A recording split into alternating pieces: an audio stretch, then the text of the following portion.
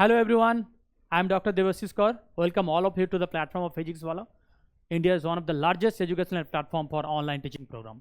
Today we'll be dealing with IIT JAM Biotechnology preparation on the course of Biochemistry. हम लोग आज बात करेंगे HDS पेज का ऊपर. जब हम लोग HDS पेज का बात करते हैं, HDS page may come under biochemistry. It may also come under molecular biology technique. You can also say that this may also come under the biophysical technique also. Okay. तो अब किसी के बात कर सकते हैं, चाहे वो बायोकेमिस्ट्री का पार्ट हो, चाहे मॉलिक्यूलर बायोलॉजी टेक्निक का पार्ट हो, चाहे वो बायोफिजिकल टेक्निक का पार्ट हो. HDS पेज हम लोग उसको यूज करते हैं प्रोटीन विजुअलाइजेशन के लिए, राइट. तो जब प्रोटीन विजुअलाइजेशन का बात आता है एंड मोस्ट इंपॉर्टेंटली जब IIT JAM का बात आता है, तब HDS पेज से आपको बहुत सारे क्वेश्चन मिलेगा. ऑलमोस्ट हर एक साल कम से कम 1-2 क्वेश्चन तो आपको मिल ही जाएगा HDS पेज के ऊपर. कैसे आप प्रोटीन का बैंड एनालिसिस करेंगे, कैसे आप प्रोटीन को माइग्रेट करेंगे, इस रिलेटेड बहुत सारे क्वेश्चन आपको मिल जाएगा.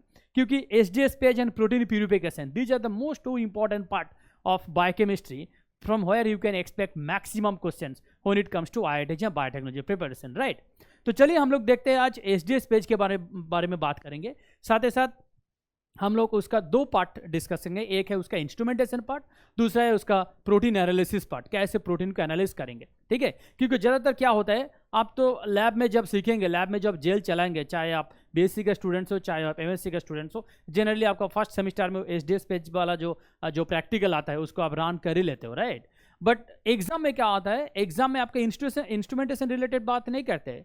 एग्जाम में आपको प्रोटीन बैंड रिलेटेड क्वेश्चन आएगा, राइट. कैसे प्रोटीन बैंड को आप सेपरेट करोगे, कैसे प्रोटीन बैंड को आप एस्टिमेट करोगे, इस रिलेटेड बहुत सारे क्वेश्चन आता है generally. And this type of questions are so frequently asked in IIT JAM biotechnology papers. If you look at their previous years questions of last 10 years or 12 years, you will come to know that HDS page is a very common part of biochemistry which will give you many options for your question attempt, right? So let us start with HDS page.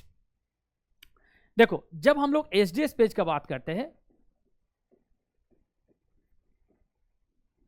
firstly I'll tell you one thing, never write page like this. Please do not write, क्योंकि ये A4 size page नहीं है, ठीक है. Page PAGE, it stands for polyacrylamide gel electrophoresis. So you should always write page in abbreviated form. So you have to write page PAGE all in capital letter, right? So if you write PAGE like this, it looks so odd, right? So never write page in this way. Please don't write. You should always write in this way. All should be in capital letter, right? Because it is an abbreviated form. समझ में आया? Okay, ठीक है. चलो देखते हैं कि हम लोग HDS पेज के बारे में क्या क्या जानेंगे आज. 2 चीज़ में मैं पूरा आज का जो डिस्कशन है, पूरा जो क्लास है, मैं 2 चीज़ में मैं बोल देता हूँ. फर्स्ट सेशन में हम लोग बात करेंगे HDS पेज का इंस्ट्रूमेंटेशन के लिए, कैसे हम लोग HDS पेज को रन करते हैं. दूसरे बारे में हम लोग बात करेंगे कि कैसे प्रोटीन को एनालाइज करेंगे, प्रोटीन बैंड को कैसे एस्टिमेट करेंगे, राइट. ये 2 पार्ट HDS पेज का, ठीक है. चलो देखते हैं. जब हम लोग HDS पेज का apparatus के बारे में बात करेंगे, तब आपको पता चलेगा कि उसमें जो इंस्ट्रूमेंटेशन पार्ट है उसमें है क्या, मतलब कैसे उसको रन करेंगे. हो सकता है कि बहुत सारे स्टूडेंट आपके पास वो जो एग्रो जेल इलेक्ट्रोफोरेसिस का जो कंसेप्ट है, जैसे DNA जेल चलाने का, वो कंसेप्ट हो सकता है कि बहुत सारे स्टूडेंट के पास है. बट अभी हम लोग बात करेंगे HDS पेज apparatus, कैसे apparatus दिखता है, कैसे उसको रन करेंगे, पूरा डिटेल्स जानेंगे, ठीक है. एक हो गया 1 पार्ट. दूसरा है उसका कंसेप्ट ऑफ प्रोटीन माइग्रेशन, जो मैंने आपको बोल रहा था कि प्रोटीन बैंड कैसे माइग्रेट होगा एंड कैसे उसको एस्टिमेट करेंगे उसका molecular weight. This is the most important part of your question and most important part of your research, okay. And of course that related to protein band analysis, क्योंकि जब हम लोग protein band analysis करेंगे तभी आपको पता चलेगा कि हाँ, कैसे उसका मॉलिक्यूलर रेट को एस्टिमेट करते हैं, कैसे उस रिलेटेड और भी कुछ इन्फॉर्मेशन है, कितना सारा प्रोटीन का साबित हो सकता है, बहुत सारी चीज़ हम लोग बात करेंगे. चलिए शुरू करते हैं. देखो, पेज जो मैंने आपको बोल रहा था PAGE, it's an abbreviated form which stands for polyacrylamide gel electrophoresis, right. अच्छा, जब हम लोग बायोमोलिक्यूल्स का बात करते हैं, जनरली बायोमोलिक्यूल्स का बात करते हैं, तब तीनों बायोमोलिक्यूल्स जनरली हम लोगों के दिमाग में आते हैं. एक तो है DNA, दूसरा है RNA, तीसरा है प्रोटीन, राइट. तो मॉलिक्यूलर बायोलॉजी हो चाहे वो बायोकेमिस्ट्री हो, जब हम लोग उसको प्यूरिफाई करते हैं, मतलब to study any biomolecules, in the sense suppose you used to study DNA, used to study RNA, used to study protein, तो पहला स्टेप क्या है, उसको प्यूरिफाई करेंगे, राइट. दूसरा स्टेप क्या है, दूसरा स्टेप है उसका विजुअलाइजेशन. मान लीजिए आप किसी को बोल रहे हो कि DNA प्यूरिफाई करके दिखाओ, तो आप डीएनए प्यूरिफाई किया, कहाँ पे डीएनए में प्यूरिफाई करोगे? एक भायल में आएगा, राइट? तो आपको कैसे पता चलेगा कि उसमें डीएनए है? क्योंकि डीएनए तो you can not see DNA through naked eyes, right? तो you have to visualise it. You have to visualize. How will you come to know that whether you have purified DNA? Similarly, जब आप protein का बात करते हैं, जब protein को हम लोग प्यूरिफाई करते हैं, प्रोटीन प्यूरिफाई करने के बाद उसको विजुअलाइजेशन का जरूरत है. जब तक आप उसको विजुअलाइज नहीं करोगे तब आपको पता नहीं चलेगा कि आप प्रोटीन प्यूरिफाई किए हुए कि नहीं, राइट? सिंपली बाफर में कुछ डिजॉल्व है, उससे आपको पता नहीं चलेगा कि प्रोटीन है कि नहीं. हाँ, आप उसको स्पेक्ट्रोफोटोमीटर रीडिंग ले सकते हैं जरूर. एक तो है A260. A260 के लिए हम लोग यूज करते हैं जनरली DNA, और उसका प्योरिटी के लिए हम लोग A260 बाई A280 भी करते हैं, राइट? ये हम लोग दूसरा क्लास में बात करेंगे. एंड प्रोटीन के लिए हम लोग जनरली A280 करते हैं फॉर प्रोटीन, राइट? जनरली हम लोग A280 मतलब 280 नैनोमीटर पे हम लोग उसका एब्जॉर्बेंस लेंगे, तभी आपको पता चलेगा कि हाँ उसमें प्रोटीन है कि नहीं. ये तो हो गया उसका स्पेक्ट्रोफोटोमेट्रिक एनालिसिस. बट जनरली हम लोग क्या करते हैं, प्रोटीन जब हम लोग प्यूरिफाई करते हैं, प्रोटीन प्यूरिफाई करने के बाद इमीडिएटली उसको हम लोग जेल में रन करते हैं, राइट? क्योंकि जेल में जो बैंड दिखेगा वहाँ पे आपको पता चलेगा कि हाँ आप सक्सेसफुली उसको प्यूरिफाई किए हो कि नहीं, राइट? क्योंकि सक्सेसफुल प्यूरिफिकेशन मतलब you should always see single band. Please keep in mind, अगर आप प्रोटीन को प्यूरिफाई किए हो तो आपको सिंगल बैंड दिखेगा. अगर सिंगल बैंड के साथ साथ और कोई एक्स्ट्रा बैंड आ रहा है, इसका मतलब है आपका प्रोटीन प्यूरिफिकेशन प्रोसेस सक्सेसफुल नहीं हुआ है. दैट बिकम्स कंटामिनेटेड, क्योंकि एडिशनल बैंड आ रहे हैं उसमें, राइट? एनीवे, हम लोग पूरा बात करेंगे उसके रिलेटेड, हम लोग पूरा उस चीज में बात करेंगे, ठीक है? तो चलिए पहले देखते हैं, जब हम लोग पेज के बारे में बात करते हैं, जब पॉलीएक्रिलामाइड जेल, कितना टाइप ऑफ पॉलीएक्रिलामाइड जेल हो सकता है? 3 टाइप्स ऑफ पॉलीएक्रिलामाइड जेल हो सकता है, ठीक है? पहला देख लो, एक है नेटिव. नेटिव का मतलब क्या है? नेटिव का मतलब है प्रोटीन जिस स्टेज में रहता है जनरली सेल के अंदर, इन विवो कंडीशन में जिस स्टेज में रहते हैं, जो फुल्ली फोल्डेड फॉर्म में रहते हैं, उस स्टेज में हम लोग अगर प्रोटीन को डीनेचर नहीं करते हैं, अगर प्रोटीन को हम लोग डिस्टर्ब नहीं करते हैं, तो जो स्टेज आता है उसको बोलते हैं नेटिव. नेटिव को बोलते हैं नॉन डीनेचुरेटिंग स्टेप. नॉन डीनेचुरेटिंग का मतलब क्या है? हम लोग प्रोटीन को डिस्टर्ब नहीं कर रहे, हम लोग प्रोटीन को डिस्टर्ब नहीं कर रहे. अच्छा, एक बार सोच लो कि प्रोटीन को अगर डिस्टर्ब कर दिया तो क्या हो सकता है? प्रोटीन को अगर डिस्टर्ब कर दिया मतलब प्रोटीन अनफोल्डेड हो जाएगा, राइट? देखो, प्रोटीन के 2 स्टेज है, एक है फोल्डेड, इसको अगर डिस्टर्ब कर दिया मतलब डीनेचर कर दिया, ये हो जाएगा अनफोल्डेड. अच्छा, कैसे दिखेगा ये? देखो, फोल्डेड मतलब प्रॉपरली फोल्डेड है. प्रोटीन में मान लीजिए कि एन टर्मिनल है, सी टर्मिनल है, राइट? जब ये अनफोल्डेड हो जाएगा, जब ये अनफोल्डेड हो जाएगा तब देखो कैसे आएगा, ऐसा कुछ आ जाएगा,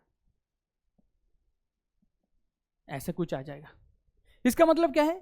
जब प्रोटीन फोल्डेड फॉर्म में आता है, इसका मतलब है उसका सारे के सारा जो सेकेंडरी स्ट्रक्चर्स होता है, चाहे वो अल्फा हेलिक्स हो, चाहे वो बीटा शीट हो, चाहे उसका ओमेगा लूप हो, चाहे वो जितना सारा और भी सेकेंडरी स्ट्रक्चर है, जैसे 2,7 रिबन आता है, राइट? 2,7 रिबन एक आता है, 2,7 रिबन, और एक आता है आपका, एक मिनट,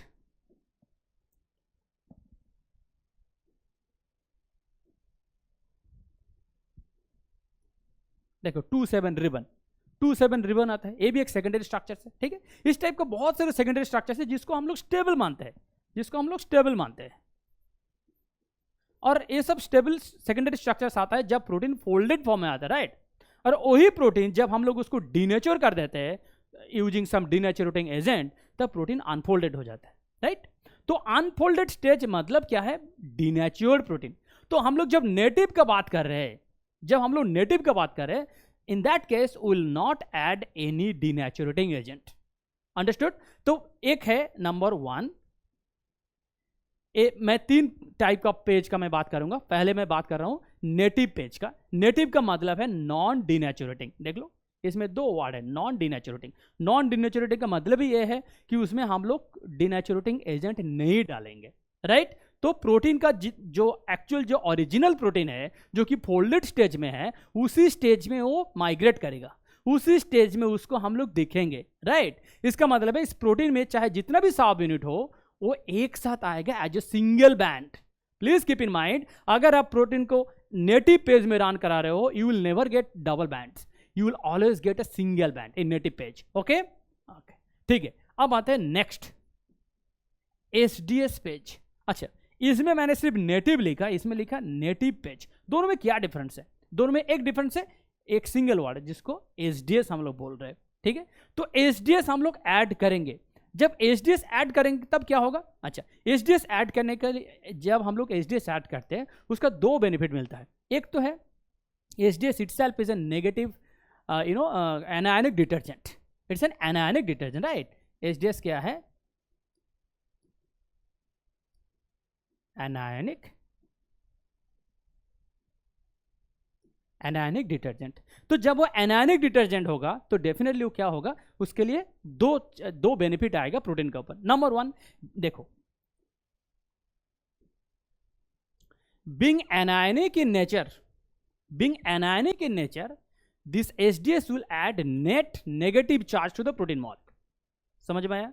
जब आप प्रोटीन के साथ जब एसडीएस ऐड कर देंगे, प्रोटीन का अपना एक चार्ज होता है, राइट, क्योंकि प्रोटीन में पॉजिटिव चार्जेस अमीनो एसिड भी है, नेगेटिव चार्जेस अमीनो एसिड भी है, एंड कौन सा पीएच में आप उसको रन करा रहे हो, बहुत सारे कुछ फैक्टर डिपेंड करता है उसका अल्टीमेट जो नेट चार्ज उसको लाने के लिए, राइट। बट जब आप एसडीएस ऐड कर देते हो, एसडीएस का क्या है, सिंस एनायनिक इन नेचर, क्योंकि उसका चार्ज ही है नेगेटिव, तो जब आप एसडीएस डाल रहे हो प्रोटीन के ऊपर, प्रोटीन का जो अपना चार्ज है, अपना चार्ज हट जाएगा, दैट विल बी नेग्लेक्टेड। कैसे होगा? मैं एक एग्जांपल देके बता रहा हूँ, देन आपको पता चलेगा। मान लीजिए ए है आपका प्रोटीन, ठीक है। यहाँ पे आप एसडीएस डाल दिए हो, तो क्या होगा? ऐसे हो जाएगा, मतलब SDS will take over the all charges of the protein.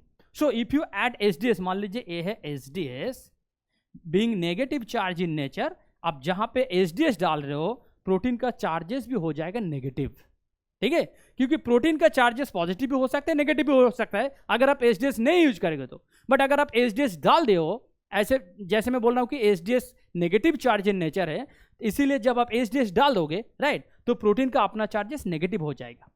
समझ में आया? ओके, तो एक तो हो गया उसका एनायनिक वाला पार्ट है, क्योंकि एसडीएस एनायनिक इन नेचर है, इसलिए जब आप एसडीएस डालते हैं प्रोटीन के ऊपर, प्रोटीन का चार्ज भी नेगेटिव हो जाएगा, राइट। दूसरा है डिटर्जेंट। डिटर्जेंट का क्या मतलब है? डिटर्जेंट मतलब इन this case, for a protein, for an example I am telling you, if you add any detergent, forget about SDS, you can add urea also, because in many questions you may see that they will add urea also, right? तो whatever detergent it is, अगर आप detergent डाल रहे हो तो that will denature the protein. Now what do you mean by denaturation? Let us understand what do you mean by denaturation. So the basic thing should come in your mind. Denaturation means unfolding form, right? Okay, तो ये तो हो गया on you know, you can say like book is language, you can say book, you know, book is knowledge also, you can say, right? But ये denaturation का मतलब क्या है? डिनेचुरेशन का मतलब और भी कुछ ज़्यादा है, मैं वही बता रहा हूँ। देखो, मान लीजिए कि कुछ प्रोटीन में कुछ सब यूनिट है, मैं कुछ एग्जांपल दे रहा हूँ कुछ प्रोटीन के बारे में, तब आपको पता चलेगा कि हाँ, प्रोटीन का सब यूनिट का मतलब क्या है। आप कुछ प्रोटीन मान लीजिए DNA polymerase, RNA polymerase, is a big protein, there are so many sub units, alpha, beta, gamma, delta, epsilon, so many sub units are, right. अगर आप एटीपी सिंथेज का बात करते हैं, एटीपी सिंथेज,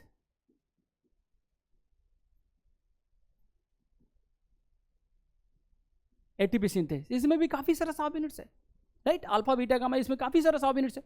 तो ये जो सब यूनिट का मैं बात कर रहा हूं, इसमें अगर आप कुछ डिटर्जेंट डाल देंगे तो ये सारा सब यूनिट अलग हो जाएगा, सब यूनिट सेपरेटेड हो जाएगा, राइट। तो इसीलिए हम लोग क्या करते हैं, जो दो डिफरेंस में मैं बता रहा था, एक है नेटिव, जिसमें हम लोग कुछ डिनेचुरेंट नहीं डालेंगे, इसीलिए इसका नाम है नॉन डिनेचुरेटिंग जेल, ठीक है। और दूसरा है एसडीएस पेज, जिसमें हम लोग एसडीएस डालेंगे। एसडीएस डालने से क्या होगा? दो चीज मैं बता रहा हूं। एसडीएस डालने से SDS will add negative charge to the protein molecules. Please keep in mind, again I'm repeating, SDS will add negative charge to the protein molecule. That means the whole protein will have only negative charge. There will be no more positive charge involved. Why? Because this whole protein will be surrounded by SDS molecule. And since SDS is anionic in nature, so that will provide negative charge to the protein molecules. Okay.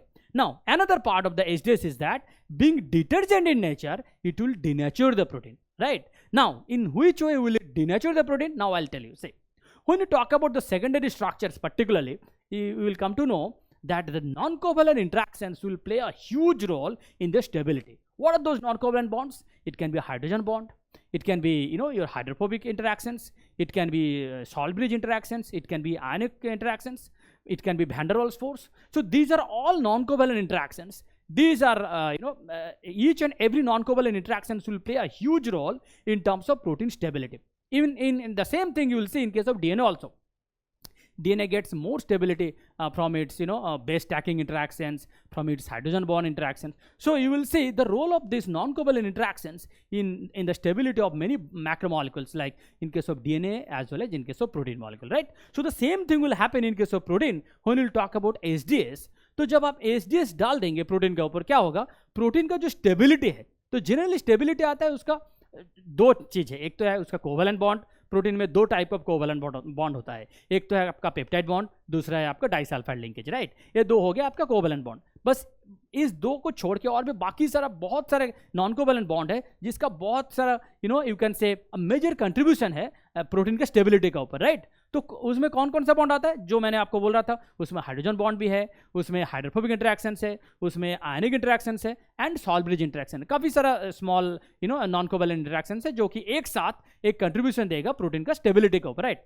तो जब आप detergent डाल रहे हो in the form of HDS, क्या करेंगे, HDS इसका जो हाइड्रोफोबिक नेचर है, क्योंकि hydrophobic nature of the protein gives maximum contribution in terms of protein stability, right? तो जब आप HDS डाल देंगे तब क्या होगा, उसका जो हाइड्रोफोबिक नेचर है दैट विल बी डिसरप्टेड। तो जब हाइड्रोफोबिक इंटरेक्शन डिसरप्टेड हो जाएगा तब protein will be denatured. So what you can expect once protein will be denatured, what will be the expectation? There could be separation of सब units. तो मान लीजिए एक प्रोटीन में दो सब यूनिट है, मान लीजिए प्रोटीन में दो सब यूनिट है, एक है अल्फा एक है बीटा, ठीक है, एक है अल्फा एक है beta. It is basically hetero dimer. क्यों मैं बोल रहा हूं हेटेरो डाइमर, क्योंकि दोनों मॉलिक्यूलर रेट अलग अलग है, एक है अल्फा एक है बीटा। अगर यहाँ पे ऐसा होता अल्फा एंड अल्फा, इसको हम लोग क्या बोलते, इसको हम लोग बोलते होमोडाइमर। देखो दो कंसेप्ट, एक है होमो एक है हेटेरो। होमो का मतलब है दोनों सेम, हेटेरो का मतलब है दोनों अलग। तो यहाँ पे alpha beta on what sense मैं बोल रहा हूं कि अल्फा है बीटा है, on what sense, what is the basic of saying alpha और beta? Simply on the basis of molecular weight, simply on the basis of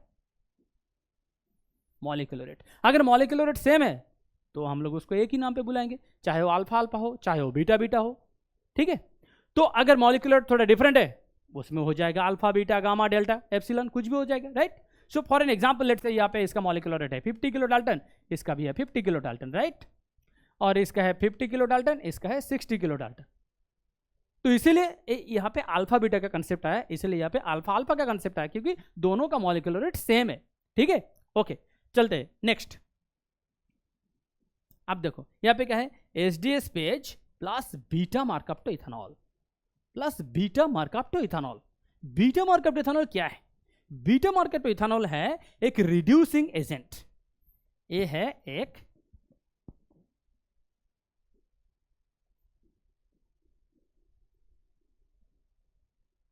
reducing agent.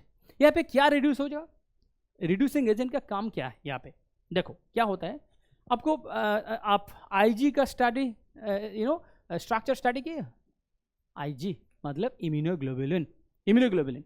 अब immunoglobulin का जब स्ट्रक्चर स्टडी करोगे तब आपको पता चलेगा कि वहाँ पे जितना सारा आपका हेवी चेन है या लाइट चेन है, these are all stabilized through lot of disulfide bonds, lot of disulfide bonds. So IG is one of the classic example where you will see that protein can be stabilized by lot of disulfide linkages, and disulfide linkage will also add a lot of stability to the protein molecules, right? In case of IG molecules, as you have seen in between heavy chain light chains we have seen. So IG तो एक example का मैं example है, इसके बारे में मैं बोल रहा हूँ। IG को छोड़ के और भी बहुत सारे प्रोटीन होंगे जहाँ पे disulfide bond will play a huge role. You will see in case of insulin, you will see in case of insulin, insulin में भी दो चेन है, ए चेन बी चेन, वहाँ पे भी आपको डाइसल्फाइड बॉन्ड का रोल मिलेगा, ठीक है? तो जहाँ पे इस टाइप का आपको सब यूनिट है, एंड एग्जाम्पल में दे रहा हूँ देन आपको पता चलेगा। मान लीजिए कि एक सब यूनिट है और एक सब यूनिट है, ए है सब यूनिट ए है सब यूनिट बी। अगर मान लीजिए कि ए डाइसल्फाइड बॉन्ड से कनेक्टेड है, अगर मान लीजिए कि डाइसल्फाइड बॉन्ड से कनेक्टेड है, तो इसको मैं एक एग्जांपल दे रहा हूँ देन आपको पता चलेगा। देखो अगर ए को बी से अलग करना है आपको, अगर आपको ए को बी से अलग करना है, then you have to add beta mercaptoethanol. You have to add beta markup to ethanol. Understood? Or you can also add DTT, dithiotretol. dithiotretol. Next slide में मैं बताऊंगा उसके बारे में. ठीक है, देखो ये बीटा मार्कअप इथेनॉल हो चाहे वो DTT हो, they both can act as reducing agent. DTT is more potent reducing agent compare to beta mercaptoethanol. Anyway, now देखो यहाँ पे क्या है. अगर एक प्रोटीन में दो सब यूनिट है, मान लीजिए प्रोटीन में दो सब यूनिट है, ए है एक है ए सब यूनिट एक एंड दूसरा है सब यूनिट बी. अगर आपको दोनों को यहाँ पे मैंने डाइसल्फाइड बॉन्ड से उसको लिंक किया, हो सकता है कि डाइसल्फाइड बॉन्ड नहीं हो, वो भी हो सकता है. इन दिस एग्जांपल मैंने बोल रहा हूँ कि ठीक है चलो ए एंड बी दोनों are link through disulfide linkage.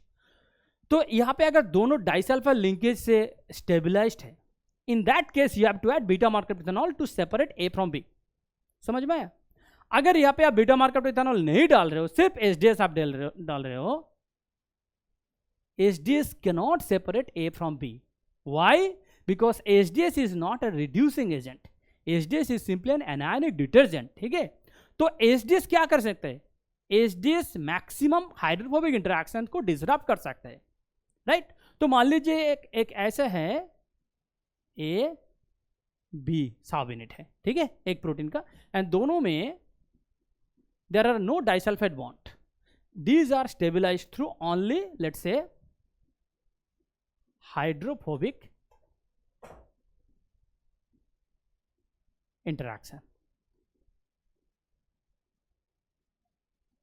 ठीक है, अगर मान लीजिए ए एंड बी दो सब यूनिट है प्रोटीन का, these are stabilized by non-covalent interactions only in terms of hydrophobic interaction. For an example, in this case, अगर आपको A को सेपरेट करना है B से, HDS itself is enough.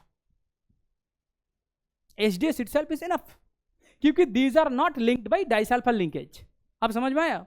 तो जहां पे चाहे दो सब यूनिट हो, चाहे चार सब यूनिट हो, चाहे कितना भी सब यूनिट हो प्रोटीन में, अगर these are stabilized by disulfide bond, you please keep in mind, then you have to add some agent like beta markers ethanol or DTT, dithiotretol. Okay? अगर यहाँ पे disulfide bond नहीं है, then HDS itself is enough. HDS काफी है A को B से separate करने के लिए. ठीक है? अच्छा, जब एग्जाम के बाद मैं करता हूँ तब मैं दो चीज बता रहा हूँ. देखो एग्जाम में या तो in question paper they can say only native PAGE, only HDS PAGE, only SDS PAGE plus beta mercaptoethanol, ऐसे भी मेंशन किया जा सकता है. मतलब क्वेश्चन पेपर में ऐसे भी मेंशन हो सकता है, या तो देखो ये जो राइट साइड में मैंने लिख दिया ये भी मेंशन कर सकता है. कैसे? Let's say in a question paper they will not mention that you are running native PAGE, rather they will say you assume that you are running non denaturing gel. समझ में आया? मैं फिर से बोल रहा हूँ. देखो हो सकता है कि एग्जाम में वो लोग मेंशन नहीं करेंगे कि आप नेटिव पेज चला रहे हो. एग्जाम में बोलेंगे मान लीजिए यहाँ पे आप एक नॉन डिनेचुरेटिंग जेल रन कर रहे हो. नॉन डिनेचुरेटिंग का मतलब ही है आप नेटिव पेज रन कर रहे हो. अंडरस्टूड? तो आपको दोनों ये जो वर्ड है, दोनों वर्ड दिमाग में रखना है कि हाँ नॉन डिनेचुरेटिंग का मतलब ही होता है नेटिव पेज. तो एग्जाम में नेटिव पेज भी मेंशन कर सकते हैं या तो नॉन डिनेचुरेटिंग ये भी मेंशन कर सकते हैं. ठीक है? ओके. अच्छा, दूसरे पे एसडीएस पेज, एग्जाम में एसडीएस पेज भी बोल सकते हैं या तो नॉन रिड्यूसिंग एनवायरमेंट भी बोल सकते हैं. नॉन रिड्यूसिंग एनवायरमेंट मतलब यहाँ पे सब कुछ है, एसडीएस तो होगा डेफिनेटली, बट यहाँ पे बीटा मार्कअप इथेनॉल जैसा रिड्यूसिंग एजेंट नहीं ऐड होगा. समझ में आया? अच्छा, अब आओ तीसरे नंबर पे, रिड्यूसिंग एनवायरमेंट. रिड्यूसिंग एनवायरमेंट मतलब यहाँ पे आप बीटा मार्कअप इथेनॉल डाल दिए हो या तो डीटीटी डाल दिए हो, जैसे मैंने ये लिखा डीटीटी डाल दिए हो. ठीक है? सो अगर यहाँ पे रिड्यूसिंग एनवायरमेंट मेंशन कर दिया एग्जाम क्वेश्चन पेपर में, इसका मतलब है you should not expect that they have not mention whether they have added beta mercaptoethanol और not. That should come as a common sense. Understood? अगर question paper में ऐसे बोला कि suppose you are running a reducing environment, you are running a protein gel in a reducing environment, that means your common sense should say that I am running an SDS PAGE in addition to beta markup ethanol, even though they will not specifically mention in the question that beta markup ethanol is added or not. If they say reducing इसका मतलब ही होता है reducing, मतलब reducing agent is added, ठीक है। अगर वो non reducing बोला, इसका मतलब है beta mercaptoethanol is not added.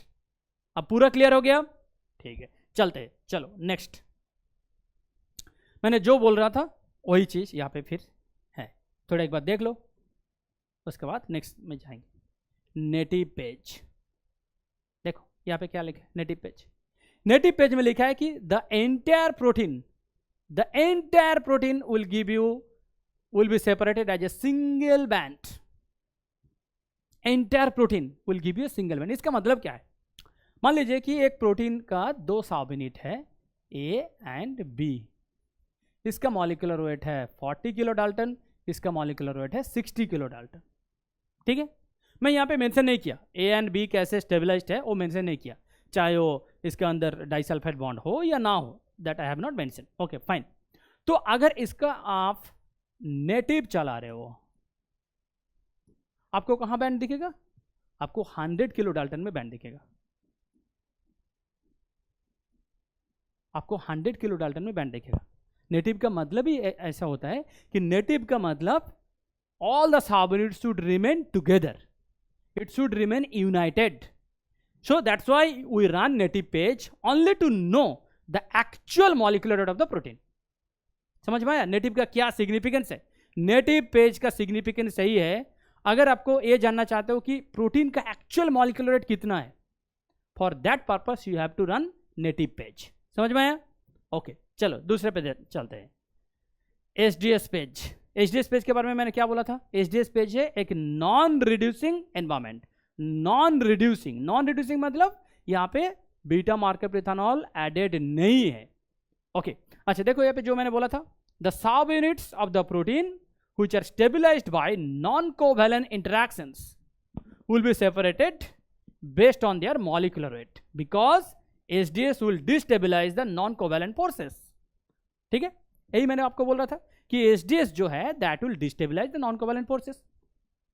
Next HDS PAGE plus beta markup ethanol. अब यहाँ पे आ गया beta markup ethanol.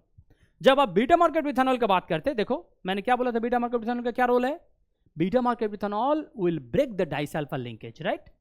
So the subunits of the protein which are linked by disulfide linkage will be separated based on their molecular weight. Why? Because beta marked ethanol will break the disulfide bond. अब पूरा clear हो गया? Okay चलते हैं next. देखो कुछ additional चीज में मैं बता देता हूँ। कभी कभी क्या होता है ना, आप कन्वेंशनल वे में पढ़ते जा रहे हो एंड क्वेश्चन में थोड़ा इधर उधर कुछ कर दिया, देन आपको लगेगा सर तो ये डिस्कस नहीं किए, ये तो किताब में था नहीं, राइट? ऐसे नहीं सोचना चाहिए। चलो देखते हैं, मैं कुछ एडिशनल चीज बता रहा हूँ। नंबर 1, एचडीएस के बारे में थोड़ा और जानेंगे। एचडीएस मैंने क्या बोला था? एक एनायनिक डिटर्जेंट है, राइट? देखो एचडीएस एक एनायनिक डिटर्जेंट है, ठीक है। तो that will give, this is highly negative charge in nature and this will be when you add HDS that can easily destabilize the hydrophobic interactions, right? देखो वही मैं यहाँ पे मेंशन किया, that will interact with the protein and it will disrupt their hydrophobic interactions, right? अच्छा दूसरा चीज देखो बीटा मार्कअप इथेनॉल। अच्छा और एक चीज एचडीएस के बारे में मैं बोल रहा हूँ, each HDS molecule can bind to 2 amino acid। इसका मतलब क्या है? मान लीजिए यहाँ पे आपका एचडीएस है, यहाँ पे डाल दिया अमाइनो एसिड 1, अमाइनो एसिड 2। देखो जब आप एचडीएस डालते हो प्रोटीन के ऊपर, तो एचडीएस का क्या असर पड़ता है? मतलब how HDS provides negative charge to the protein molecule. A single molecule of HDS can bind to 2 molecules of amino acids. Okay देखो single molecule can bind to 2 amino acids. हो गया? ओके नेक्स्ट चलते हैं, beta markup ethanol जिसके बारे में मैंने बोल रहा था। Beta marked ethanol is a reducing agent and the same work can be done by DTT as well. Please remember beta marked ethanol or DTT. This is not DDT. This is different. DDT क्या है? Insecticides, right? Okay. हम लोग बात करें DTT का। DTT का मतलब क्या है? डाइथायोथ्रेटॉल। डाइथायोथ्रेटॉल। ओके, तो a DTT same beta marker ethanol same जैसा काम करते हैं, बट एक चीज दिमाग में रखो, DTT is more powerful reducing agent compare to beta marker ethanol. Okay, all right. अच्छा, नेक्स्ट अब हम लोग बात करेंगे इसका जो एपर्टस, एचडीएस पेज का जो एपर्टस है उसके बारे में हम लोग बात करेंगे। देखो एचडीएस पेज का एपर्टस क्या है? एचडीएस पेज दिखता है ऐसे, ऐसे दिखता है। देख लो एक बार कैसे दिखता है। ओके, अच्छा, ये है इसका बाफर ट्रंक, ये है इसका बाफर ट्रंक, ये है बाफर ट्रंक, और ये है जेल कास्टिंग ट्रे। ये है जेल कास्टिंग ट्रे। पहले हम लोग क्या करेंगे? जेल को कास्ट करेंगे, उसके बाद उस जेल को यहाँ पे हम लोग ट्रांसफर कर देंगे, राइट। फिर यहाँ पे कुछ ऑयल रहेगा जहाँ पे हम लोग प्रोटीन को लोड करेंगे। देखो these are all oil, right. यहाँ पे हम लोग प्रोटीन और सैंपल को लोड करेंगे, राइट। यहाँ पे लोड करेंगे and finally this will be connected to cathode and anode to a power supply, right. So the proteins will migrate in this way from negative to positive direction. Please keep in mind. And one thing मैंने आपको बोला कि protein में आप HDS डाल दिए हो, protein का चार्जेस हो गया नेगेटिव, राइट. तो जब प्रोटीन का चार्जेस नेगेटिव हो गया एंड प्रोटीन माइग्रेट कर रहे हैं from negative to positive side, तो that will help in protein migration, isn't it? या प्लीज कीप इन माइंड. अच्छा, यहाँ पे कुछ क्वेश्चन आता है, मैं उस क्वेश्चन के बारे में आपको ज़्यादा डिस्कस कर रहा हूँ. देखो यहाँ पे क्वेश्चन पूछा जाता है कि जब प्रोटीन माइग्रेट करता है, जब प्रोटीन माइग्रेट करता है जेल में, तब वो कौन कौन सा फैक्टर है, कौन कौन सा फैक्टर है जो कि कंट्रीब्यूट करता है प्रोटीन माइग्रेशन में? कौन कौन सा फैक्टर है वो? देखो, एक तो है मॉलिक्यूलर वेट, क्योंकि प्रोटीन का अपना मॉलिक्यूलर वेट है और वो मॉलिक्यूलर वेट का बेसिस पे सेपरेट होगा. दूसरा, क्या प्रोटीन का जो चार्ज है, प्रोटीन का जो अपना चार्ज है, क्या वो माइग्रेशन में, प्रोटीन माइग्रेशन में कुछ इन्फ्लुएंस करेगा? नो. क्यों? क्योंकि आप ऑलरेडी एचडीएस डाल दिए हो.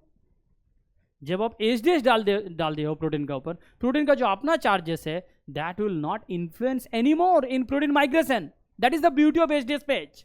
That is the beauty of HDS page, that all the protein molecules will be separated on the basis of their molecular weight, not on the basis of their charge. Okay? अच्छा, तीसरा, यहाँ पे और क्या factor हो सकता है जिसका ऊपर प्रोटीन का माइग्रेशन, मतलब रेट ऑफ माइग्रेशन इन्फ्लुएंस हो सकता है? देखो, रेट ऑफ माइग्रेशन वेरी करेगा. Number 3, most important factor, percentage of polyacrylamide.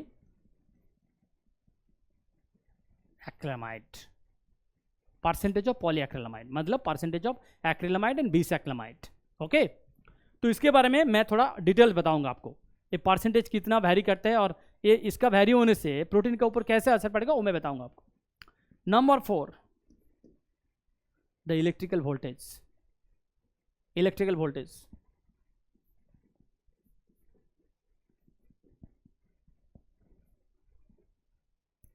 Electrical voltage का क्या असर पड़ेगा? अगर आप वोल्टेज ज़्यादा कर दिए हो तो रेट ऑफ माइग्रेशन ज़्यादा होगा, अगर वोल्टेज को थोड़ा कम कर दिए हो तो रेट ऑफ माइग्रेशन कम होगा. देखो, मैं कुछ प्रैक्टिकल एक्सपीरियंस बता रहा हूँ, मैं मेरा अपना प्रैक्टिकल एक्सपीरियंस बता रहा हूँ, देन आपको पता चलेगा इस वोल्टेज का कैसे असर पड़ता है. कभी कभी क्या होता है कि मान लीजिए आप पूरा सब कुछ सेटअप कर दिया, लोड भी कर दिया प्रोटीन को, एंड वो भी लंच टाइम पे, मतलब लंच से पहले आप कर दिए, ठीक है, आप लंच पे जाना है, तो आपको शायद आपको पता है कि हाँ हमको लंच में तो कम से कम 1 घंटा लग ही जाएगा. तो आप श्योर हो कि 1 घंटे से पहले मैं आ नहीं पाऊँगा, क्योंकि लंच में हो सकता है कि थोड़ा क्राउड ज़्यादा हो, मैं आ नहीं पाऊँगा, क्योंकि आपको ये जो पावर वोल्टेज है इसको स्टॉप करना है, राइट. अगर आप स्टॉप नहीं करोगे तो सारा प्रोटीन निकल जाएगा, सारा प्रोटीन यहाँ इधर से निकल जाएगा. अंडरस्टूड? तो जब आपका दिमाग में ये है कि हमको 1 घंटे से पहले लौटना है, या तो 1 घंटा या तो 1 घंटा 1 to 1.5 आवर हो सकता है कि लग सकता है, ठीक है. तो इन दैट केस आप क्या कर सकते हो? ये जो वोल्टेज है इसको थोड़ा कम कर दो. वोल्टेज को अगर कम कर दिया तो क्या होगा, रेट ऑफ माइग्रेशन कम हो जाएगा, ठीक है, रेट ऑफ माइग्रेशन कम हो जाएगा। तो मान लीजिए कि जो 1 घंटा में सेपरेट मतलब हो जाना चाहिए था वो 2 घंटे लग जाएगा अगर आप वोल्टेज कम कर दिया। तो उस टाइम पे आप ज़्यादा लंच में बिजी हो सकते हो, लंच में कुछ ज़्यादा ही खा सकते हो, राइट।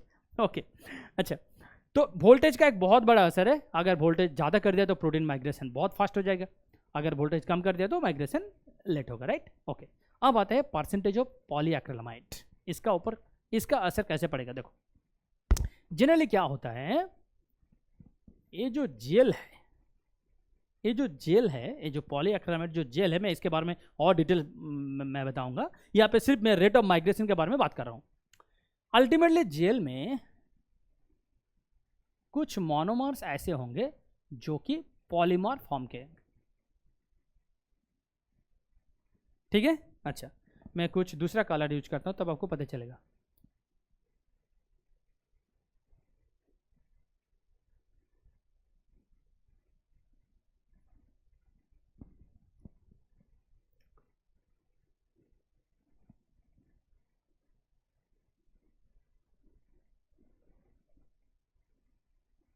अच्छा, ये क्या है, देखो मान लीजिए कि ये जो येलो कलर मैंने किया ये है बीस एक्रिलामाइड, एंड जो ग्रीन कलर यूज किया मान लीजिए ये है एक्रिलामाइड। तो it's basically it's a polymerization between acrylamide and bis acrylamide, right. अच्छा देखो, ऑन एन एग्जांपल मैं बता रहा हूँ, मान लीजिए ये 12% है,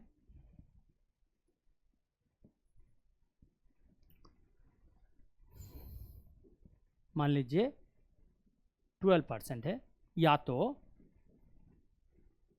15%, ठीक है, 12% है या तो 15% है।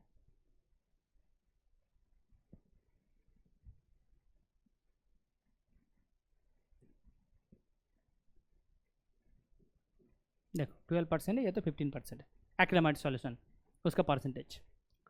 तो जिसमें 12% होगा,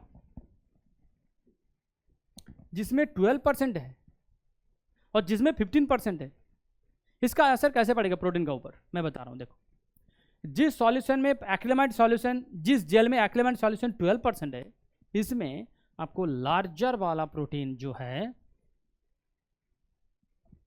उसको आप सेपरेट कर सकते हो, लार्जर वाला प्रोटीन को आप सेपरेट कर सकते हो। और जिसमें आपका 15% है, इसमें smaller size of the protein को प्यूरिफाई कर सकते हो, ठीक है। क्यों, अब देखो जिस जेल में एक्रिलामाइड सॉल्यूशन है सिर्फ 12%, इसका मतलब क्या है, इसका डेंसिटी कम है, एक्रिलामाइड का डेंसिटी कम है। तो एक्रिलामाइड का डेंसिटी अगर कम हुआ तो उसमें पोर साइज, ये जो पोर साइज है, प्रोटीन कहां से पास होगा, देखो अब देखो प्रोटीन पास होगा ऐसे ऐसे, राइट, प्रोटीन पास होगा ऐसे थ्रू पोर, राइट। तो पोर का मतलब क्या है, एक्रिलामाइड छोड़ के बाकी जो पार्ट है, एक्रिलामाइड छोड़ के बाकी जो पार्ट है। तो जिसमें 12% एक्रिलामाइड है उसका पोर साइज ज्यादा होगा कंपेयर टू जिसमें 15% है। 15% है, इसका मतलब क्या है, वो ज्यादा क्राउडेड है एक्रिलामाइड से। अगर वो एक्रिलामाइड से ज्यादा क्राउडेड है तो उसका पोर साइज कम हो जाएगा। तो अगर उसका पोर साइज कम हो गया तो उसमें स्मॉलर प्रोटीन पास कर सकते हैं, समझ में आया। तो इसीलिए जब हम लोग रेट ऑफ माइग्रेशन का बात करते हैं कि कौन कौन सा फैक्टर है जो कि उसका रेट ऑफ माइग्रेशन को इन्फ्लुएंस करते हैं, उनमें से एक बहुत इंपॉर्टेंट फैक्टर है जो कि नंबर 3 वाला परसेंटेज ऑफ एक्रिलामाइड। क्योंकि अगर ज़्यादा परसेंटेज कर दिया तो स्मॉलर प्रोटीन आप प्यूरिफाई कर सकते हो, मतलब उसको सेपरेट कर सकते हो। अगर वो परसेंटेज कम हो गया तो लार्जर प्रोटीन को आप सेपरेट कर सकते हो, ठीक है। ओके चलो नेक्स्ट। अच्छा यहाँ पे मैं बताऊंगा अब कंपोजिशन के बारे में, जो जेल का कंपोजिशन क्या है। जब आप डीएनए की बात करते हैं एग्रोस जेल, उसमें तो उतना कुछ कंपोजिशन का है ही नहीं, इतना कॉम्प्लिकेटेड भी नहीं है। एग्रोस जेल बहुत आसान है, बस टी बाफार में उसको ऐड करो, बॉयल करो, थोड़ा कूल करो, डाल दो, हो गया, राइट। इन दिस केस थोड़ा कॉम्प्लिकेटेड है। क्या कॉम्प्लिकेटेड है, पहले देखो यहाँ पे क्या है।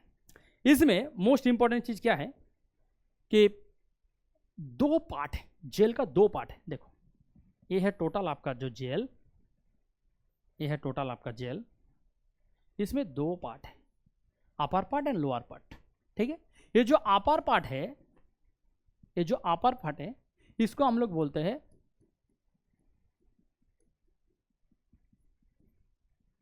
स्टैकिंग जेल, और ये जो लोअर पार्ट है इसको बोलते हैं रिजॉल्विंग जेल, और इसको और भी एक चीज बोलते हैं सेपरेटिंग जेल।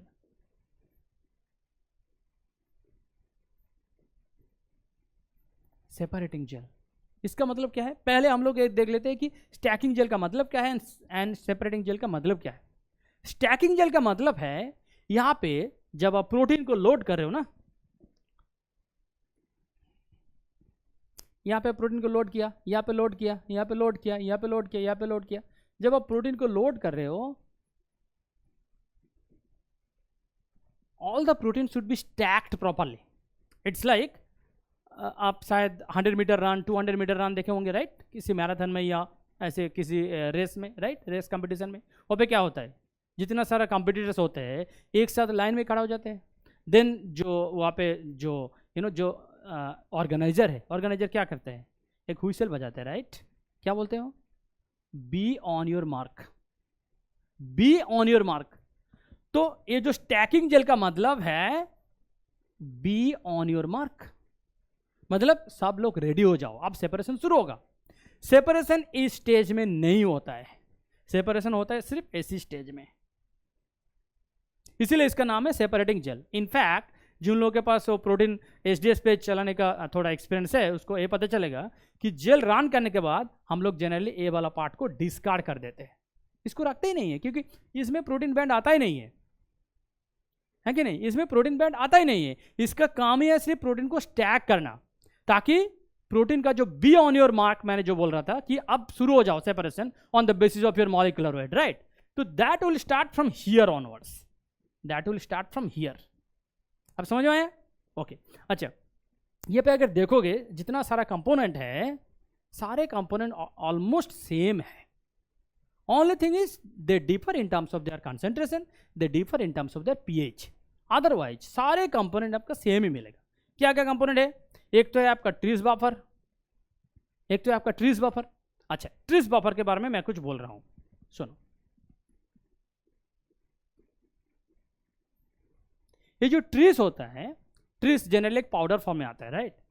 अब एक काम करो, थोड़ा अमाउंट ऑफ ट्रिस को ले लो और पानी में डाल दो और उसका पीएच चेक करो। पीएच आएगा बहुत हाई अल्कालाइन, 11, 12, 13 ऐसे कुछ आएगा। तो उसमें आपको क्या डालना है, HCl डालना है। क्यों HCl डालना है, क्योंकि आपका जब स्टैकिंग जेल है इसका पीएच है 6.8 एंड इसका पीएच है 8.8। तो दोनों कंपेयर टू 11 एंड 12, 13 व्हाटएवर, अगर आप ट्रीज को डायरेक्ट पानी में डाल दे तो बहुत हाई अल्कालाइन हो जाएगा, राइट। तो उसको 6.8 में लाने के लिए या तो 8.8 में लाने के लिए आपको HCl ही ऐड करना है, हाँ कि नहीं, इसीलिए it will become trees HCl। Okay, अच्छा, और एक चीज यहाँ पे ध्यान में रखना है, HCl डालने से पहले और एक बहुत इंपॉर्टेंट चीज आपको डालना है, बहुत एक इंपॉर्टेंट चीज ऐड करना है ट्रीस में। वो क्या है,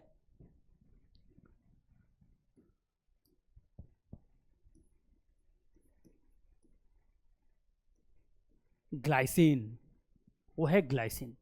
हम लोग क्या करेंगे, हम लोग ग्लाइसिन को ऐड करेंगे ट्रीस में। कितना अमाउंट ऐड करना है, वो प्रोटोकॉल ओरिएंटेड होता है, हर एक प्रोटोकॉल अलग अलग होता है, तो कितना अमाउंट डालना है वो प्रोटोकॉल में जनरली लिखा रहता है, राइट। तो पहले हम लोग क्या करेंगे, ट्रीस को ग्लाइसिन से सैचुरेट करेंगे, इसको बोलते हैं ग्लाइसिन सैचुरेटेड ट्रीस। तो पहले आप कुछ अमाउंट ऑफ ट्रीस लेंगे, देन आप कुछ अमाउंट ऑफ ग्लाइसिन डालेंगे based on the protocol, so it will become glycine saturated trees. Trees को ग्लाइसिन से सैचुरेट करना है, राइट। उसके बाद आप HCl डालेंगे, क्यों, क्योंकि आपको pH लाना है या तो 6.8 या तो 8.8। तो जब आपको दोनों pH ऐसे लाना है from 12 or 13, as I told that if you simply add tris in water, that will give you a huge alkaline condition like 11, 12, 13.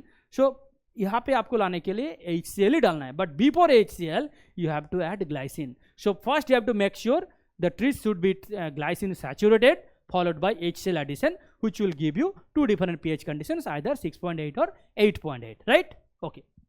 दूसरा चीज देखो, उसका स्ट्रेंथ वो अलग अलग जगह पे अलग अलग है, ठीक है? कहीं पे 0.5 मोलर है एंड यहाँ पे 1.5 है, यहाँ पे देखो 0.125 मोलर है, यहाँ पे 0.375 मोलर है. That depends, that's not an issue, क्योंकि ये जो जेल साइज होता है, ये जेल साइज हर एक अपरेटर्स का अलग अलग होता है, ठीक है? तो based on that you can standardize your own protocol and accordingly you can set up what concentration so you keep it. Okay, now ये जो मोनोमर है इस केस में एचडीएस पेज में मोनोमर क्या है? यहाँ पे जो मैंने पिछला स्लाइड में आपको बता रहा था, acrylamide and bis acrylamide. Okay, look at this, you have to take acrylamide and bis acrylamide, right? Acrylamide and base acrylamide. Understood? Okay. Bis acrylamide. तो एक हो गया एक्रिलामाइड, एक है बीस एक्रिलामाइड. दोनों मोनोमरिक स्टेज है एंड दोनों का केस में क्या है, हम लोग ऐड करेंगे, वो भी कंसेंट्रेशन के हिसाब से. जनरली हम लोग क्या करते हैं, इसको 30% मान के चलता है. स्टैंडर्ड कंसेंट्रेशन में 30% हम लोग इसको यूज करते हैं. Total acrylamide and bis acrylamide का जो कंसेंट्रेशन है उसको हम लोग 30% रखते हैं, जनरली हम लोग रखते हैं. But even though as I am telling you that differs from protocol to protocol, so that is not a standardize thing. Okay, अच्छा, तो बाकी जो जितना सारा चीज है वो मैं बता रहा हूं और क्या क्या चीज इसमें हम लोग डालते हैं. एक है टीमेड, दूसरा है एपीएस. ये दो बहुत इंपॉर्टेंट चीज है, ये दो बहुत इंपॉर्टेंट चीज है, इसके बारे में मैं बताऊंगा अभी. देखो, या जो मैंने बोल रहा था पहले एक बार देख लो और एक बार गौर से देख लो इसमें क्या क्या है. एक तो हो गया आपका एक्रिलामाइड, दूसरा हो गया बीस एक्रिलामाइड. मैंने बोल रहा था आपको 30% वाला, राइट? जनरली स्टैंडर्डाइज इसको करते हैं 30% से. देन हो गया आपका ट्रिस HCl. बट यहाँ पे जो मोस्ट इंपॉर्टेंट चीज़ है, मैंने जो ग्लाइसिन के बारे में बोला, generally in most of the cases क्या होता है, वो लोग मेंशन नहीं करते हैं. आपको कहीं पे भी ऐसे दिखेगा नहीं कि ग्लाइसिन ट्रिस ग्लाइसिन HCl लिखा है, कहीं पे नहीं लिखा रहता है. But glycine should be added because glycine will play a huge role in protein migration. That I will explain it. I'll explain, please wait, you will explain, I'll explain. So Tris HCl में generally क्या होता है, हम लोग glycine का नाम यहाँ पे मेंशन नहीं करते हैं, बट वो जो प्रोटोकॉल आता है उसमें ग्लाइसिन लिखा रहता है एंड ग्लाइसिन आपको ऐड करना ही है, करना, ठीक है? उसको करना ही है. अगर आप नहीं करते हो तो बहुत प्रॉब्लम होगा प्रोटीन का, वो मैं बताऊंगा क्या प्रॉब्लम हो सकता है, that I will tell you. Next HDS add करना है क्योंकि हम लोग HDS की बात कर रहे हैं. Then TEMED, then APS. Now, what is this TMAT? Let me tell you. This TMAT is, let me change the color.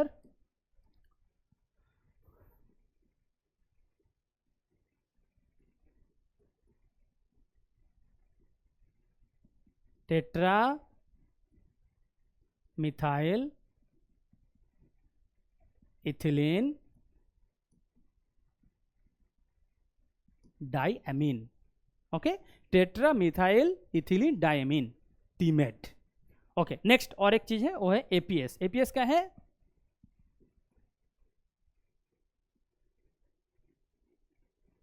Ammonium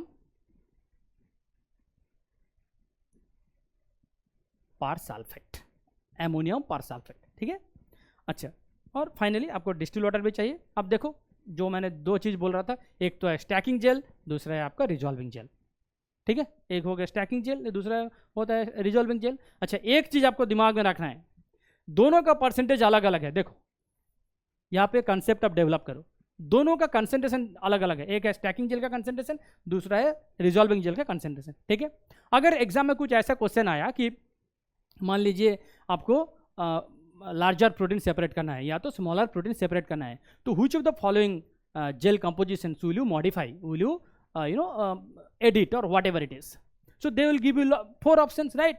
That you can change the concentration of stacking gel, you can change the concentration of resolving gel, you can increase it or decrease it, you can increase it or decrease it. तो यहाँ पे 2 option आ जाएगा, यहाँ पे 2 option आ जाएगा, right? क्योंकि किसी भी MCQ क्वेश्चन में 4 क्वेश्चन आता है, 4 ऑप्शन आता है. ये है ऑप्शन A जिसमें इंक्रीज होगा स्टैकिंग जेल का कंसेंट्रेशन, एक है डिक्रीज, एक है इंक्रीज, एक है डिक्रीज. तो मैंने जो तब से मैं डिस्कस कर रहा था कि अगर हायर मॉलिक्यूलर प्रोटीन को सेपरेट करना है या तो स्मॉलर मॉलिक्यूलर प्रोटीन को सेपरेट करना है, तो कौन सा जो फैक्टर है, कौन सा जेल कंसंट्रेशन है, उसको आपको चेंज करना है. First of all you will talk about only resolving gel, because resolving gel is the part of the gel, means the part of the whole HD space gel which will actually separate the proteins. This stacking gel will have no role in terms of protein separation. Stacking gel will only help the proteins to become stacked so that let's say आपके पास दो लेन है, ये properly अगर stack हो गया तो यहाँ पे प्रोटीन बैंड आएगा, ये भी प्रॉपरली स्टैक हो तो यहाँ पे प्रोटीन बैंड आएगा. ठीक है, वो स्टैकिंग का इंपॉर्टेंस बस यहाँ तक है, क्योंकि माइग्रेशन शुरू होता है यहाँ से, मतलब सेपरेशन शुरू होता है यहाँ से. अंडरस्टूड. इसीलिए जब इस टाइप का क्वेश्चन आएगा कि आपको लार्जर वाला प्रोटीन सेपरेट करना है या तो स्मॉलर वाला प्रोटीन जो है उसको सेपरेट करना है, तो कौन सा चीज़ को आपको ध्यान में रखना है, कौन सा जेल का परसेंटेज जो है उसको मॉडिफाई करना है, चाहे वो इंक्रीज हो चाहे डिक्रीज हो. मैंने जो एक्सप्लेन किया, resolving gel. Understood. Resolving gel को आपको चेंज करना है, not stacking gel. That will not give you any sort of benefit when you are dealing with either larger molecular weight protein और smaller molecular weight of a protein. Okay, अच्छा चलिए अब देखते हैं. देखो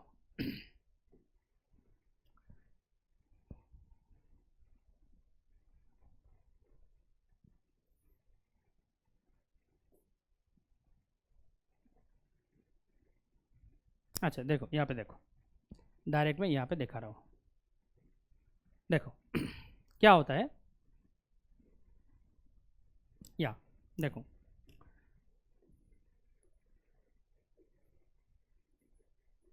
मान लीजिए एक जनरली 3 लेन तो नहीं होता है, बहुत सारे लेन होता है एक इस पेज में. मान लीजिए कि 3 लेन है, यहाँ पे एक लेन है, यहाँ पे एक लेन है, यहाँ पे एक लेन है. ठीक है, या जस्ट अ मिनट, 3 लेन है. ओके, अच्छा इसको थोड़ा कलर चेंज कर लेते हैं. एक लेन हम लोग रखते हैं, चाहे वो लेफ्ट एक्सट्रीम लेफ्ट हो चाहे वो एक्सट्रीम राइट हो, एक लेन को हम लोग रखते हैं जनरली किस चीज़ के लिए, मॉलिक्यूलर वेट मार्कर. देखो यहाँ पे भी है, ये जो लेन 1 है इसको बोलते हैं मॉलिक्यूलर वेट मार्कर.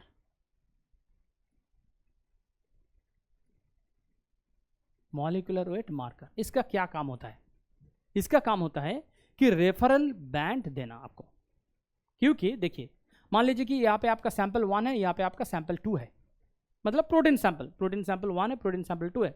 यहाँ पे कुछ बैंड आया यहाँ पे एंड यहाँ पे सपोज कुछ बैंड आया, तो इसका मॉलिक्यूलर रेट आपको कैसे पता चलेगा, आपको कैसे पता चलेगा इसका मॉलिक्यूलर रेट. आपको हमेशा कुछ रेफरल बैंड चाहिए जिसका ऊपर बेस करके आप बोल सकते हैं कि हाँ इसका मॉलिक्यूलर रेट इतना है. अब देखो ये है मॉलिक्यूलर रेट मार्कर. मान लीजिए कि यहाँ पे आप जेल रन किए, इसमें टोटल 5 बैंड मिला आपको. ठीक है, ये जो लोअर वाला बैंड है मान लीजिए कि 10 किलो डाल्टन, ये है 20 किलो डाल्टन, ये है 50 किलो डाल्टन, ये है 100 किलो डाल्टन, ये है 120 किलो डाल्टन. रफली फॉर एन एग्जाम्पल मैं बता रहा हूँ, रफली फॉर एन एग्जाम्पल. तो इसका मॉलिक्यूलर रेट कितना होगा, ये जो सैंपल 1 वाला मैं बैंड बता रहा हूँ, ये देखो रफली मैं बता रहा हूँ, दोनों ये जो आया है इसका जो पोजीशन है in between 50 and 100, right, 50 and 100. तो इसका मॉलिक्यूलर रेट आएगा अप्रोक्सीमेटली 75 किलो डाल्टन. अप्रोक्सीमेटली मैं बता रहा हूँ, अप्रोक्सीमेटली. सिमिलरली इसका देखो, ये जो H2 है इसका मॉलिक्यूलर रेट एग्जैक्टली 10 एंड 20 के बीच नहीं आया, थोड़ा डाउन है, 20 का थोड़ा डाउन है. तो इसका मॉलिक्यूलर रेट आप मान के चलो कि 17 है. अंडरस्टूड. तो ऐसे इसका जो मॉलिक्यूलर रेट है या तो इसका जो मॉलिक्यूलर रेट है, मतलब सैंपल का जो मॉलिक्यूलर रेट है, उसको आपको पता चलेगा रेफरल बैंड का ऊपर. अगर आपका रेफरल जो है, रेफरल है मॉलिक्यूलर रेट मार्कर. ठीक है, रेफरल है मॉलिक्यूलर रेट मार्कर. इसका मतलब क्या होता है, ये कहाँ से मिलता है, फर्स्ट ऑफ ऑल ये कहाँ से मिलता है. ये तो आपका प्रोटीन हो गया, ये दो तो आपका प्रोटीन हो गया, बट ये कहाँ से मिलेगा, ये आपको मिलेगा जनरली किसी कंपनी से. There are n number of biotech companies, so you have to purchase them, right. तो उसमें क्या होता है, ये जो यहाँ पे मैं 5 बैंड का बात कर रहा हूँ, इस टाइप ऑफ बहुत सारे का यू कैन से मिक्सचर है, मिक्सचर ऑफ प्रोटीन्स जिसका मॉलिक्यूलर रेट ऑलरेडी नोन है, जिसका मॉलिक्यूलर रेट कंपनी को पता है ऑलरेडी. तो जब आप किसी मॉलिक्यूलर मार्कर ले रहे हो किसी कंपनी से, company will already provide you that if you run this molecular marker protein, you will get 5 bands, and they will prescribe you the 5 bands will correspond to 10 kilodalton, 20 kilodalton, 50 kilodalton, 100 and 120 kilodalton, and it may be different also. For an example, let's say you have taken one molecular weight marker where you will get again 5 bands, and let's say यहाँ पे इसका जो molecular weight है, यहाँ पे जो molecular weight है, it starts with 50 kilodalton. Let's say 50, then 70, 100, 150 and 200. ऐसे भी हो सकता है, ठीक है। तो देखो, ये भी एक मॉलिक्यूलर मार्कर है, ये भी एक मार्कर है, ये भी एक मार्कर है। आपका मॉलिक्यूलर रेट का आपका जो प्रोटीन है उसका मॉलिक्यूलर रेट जितना होगा एक्सपेक्टेड। अच्छा, कहां से पता चल गया एक्सपेक्टेड मॉलिक्यूलर रेट कितना है? I'll give an example. I'm sure you are familiar with NCBI, National Center for Biotechnology Information, right? NCBI. NCBI is a database. NCBI is a database. यहाँ पे आपको हर एक जीन के बारे में इंफॉर्मेशन मिलेगा, यहाँ पे आपको हर एक प्रोटीन के बारे में इंफॉर्मेशन मिलेगा, राइट? तो अगर मान लीजिए कि आप कुछ एक जीन को एक्सप्रेस कर रहे हो, you are studying a gene expression, ठीक है? तो मान लीजिए इस जीन का मॉलिक्यूलर वेट है फॉर एन एग्जांपल 3 kb। अब देखो, आपको जीन के बारे में पता है कि उसका मॉलिक्यूलर वेट है 3 kb, तो वो जीन जो एक्सप्रेस करेगा प्रोटीन का, जो प्रोटीन एक्सप्रेस होगा 3 kb जीन से, इसका एक्सपेक्टेड मॉलिक्यूलर वेट कितना होगा? इसका एक्सपेक्टेड मॉलिक्यूलर रेट कितना होगा? चलिए देखते हैं इसका एक्सपेक्टेड मॉलिक्यूलर रेट कितना होगा, ठीक है? देखो, I am sure all of you are familiar with molecular biology का जो सेंट्रल डॉगमा है, DNA to RNA to protein, इसके बारे में सबको पता है, ठीक है? तो चलिए देखते हैं कि ये जो जीन है जिसका मॉलिक्यूलर रेट है, जिसका साइज है 3 kb, ठीक है, जिसका लेंथ है 3 kb, यहाँ से जो प्रोटीन आएगा उसका मॉलिक्यूलर रेट कितना हो सकता है एक्सपेक्टेड? चलिए देखते हैं।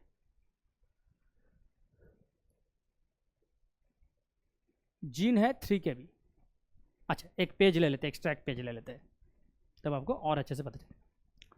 देखो, जनरली क्या होता है, जीन को हम लोग डबल स्टैंड मान के चलते हैं, ठीक है? ये है 3 kb, तो ये हो गया आपका डीएनए, यहाँ से आएगा एमआरएनए, राइट? तो इसका भी मॉलिक्यूलर रेट कितना होगा? 3000, sorry not molecular rate, length होगा 3000 न्यूक्लियोटाइड। देखो, जीन और डीएनए एंड एमआरएनए के बीच डिफरेंस क्या है? क्या डिफरेंस है? कुछ नहीं। ये है डबल स्टैंडर्ड, ये है single standard, length will remain same. I am not considering there the mRNA processing and all those things, that introns removal, all those things I am not considering, okay?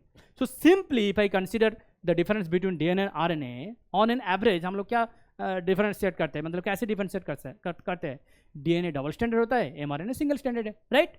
Okay, तो DNA हो गया आपका double standard, mRNA हो गया single standard. तो अगर DNA का length हुआ 3 kb, तो एमआरएनए का भी लेंथ होगा 3000 न्यूक्लियोटाइड, राइट? ओके, अच्छा, यहां से जब प्रोटीन आएगा,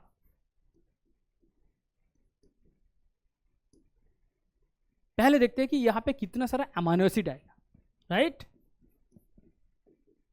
नंबर ऑफ अमाइनो एसिड। देखो कैसे हम लोग कैलकुलेट कर रहे हैं। अगर यहां पे एमआरएनए का लेंथ है 3000 न्यूक्लियोटाइड, अब जानते हो जेनेटिक कोड में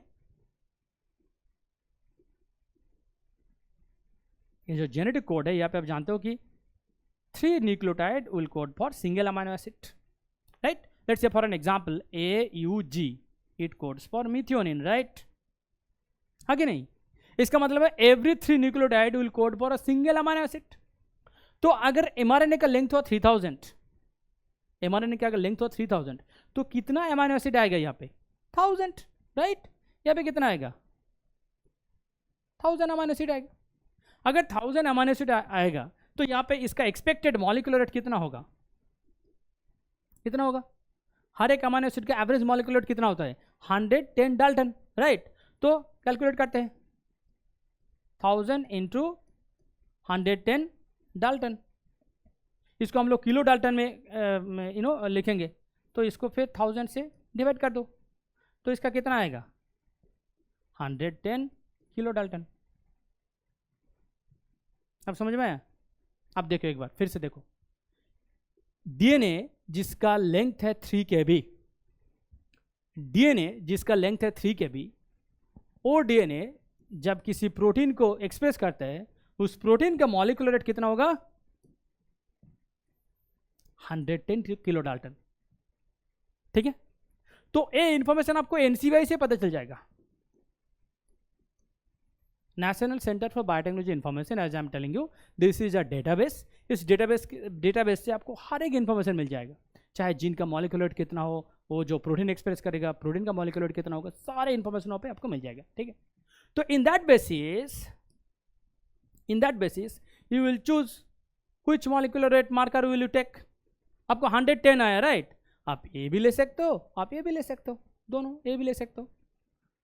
बट मान लीजिए कि एक मॉलिक्यूलर रेट मार्कर है, आप देखो एक मॉलिक्यूलर रेट मार्कर है जिसमें आपको वहाँ पे भी 5 बैंड मिलेगा, बट वो शुरू हो रहा है मान लीजिए कि 120 से शुरू हो रहा है, 120, 150, 170, 200 एंड 300 फॉर एन एग्जाम्पल, ऐसे भी हो सकता है। तो in that case will you consider this molecular weight marker? Because you know your expected molecular weight will be 110 kilodalton. Since you know that your expected molecular weight, the protein of your molecular weight of your protein will be 110 kilodalton, you should not choose this molecular weight marker which starts with 120. Why? अगर आप ए ले लिया, मान लीजिए कि आप ए ले लिया, तो यहाँ पे मान लीजिए कि अगर आपका सैंपल है, यहाँ पे आपको कहाँ बैंड दिखेगा? देखो आपको बैंड दिखेगा यहाँ पे, क्योंकि ये 120 इधर से हो रहा है, right? So that will not look good, that is not the right selection of your molecular marker. Your marker should always come like this, let's say protein is coming here, this is the right selection, these are the right selections. इसका मतलब क्या है? आपका नीचे वाला band, ऊपर वाला band, दोनों एक साथ एज ए रेफरल बैंड की तरफ दिखेगा, तभी जाके इसका जो एक्चुअल मॉलिक्यूलर रेट है इसके बारे में कोई डाउट नहीं रहेगा। ठीक है, जब आप जानते हो कि मेरा एक्सपेक्टेड प्रोटीन मॉलिक्यूलर रेट है 110 kilo dalton, you should not choose this molecular weight marker which begins with 120 ranges towards 300. No, if your molecular weight is 150 then you choose this one. Understood? Okay, चलिए next. अच्छा, ये तो मैंने discuss किए थे। Next अब मैं यहाँ पे बताऊंगा रिएक्शन कैसे होता है, मतलब एक्रिलामाइड एंड पॉलीएक्रिलामाइड का जो रिएक्शन है, जो क्रॉस लिंकिंग होता है, वो क्रॉस लिंकिंग होता कैसे। अब देखो क्या होता है जनरली, यहाँ पे दो पावरफुल रिएजेंट है, बहुत ही स्ट्रॉन्ग पावरफुल रिएजेंट। एक है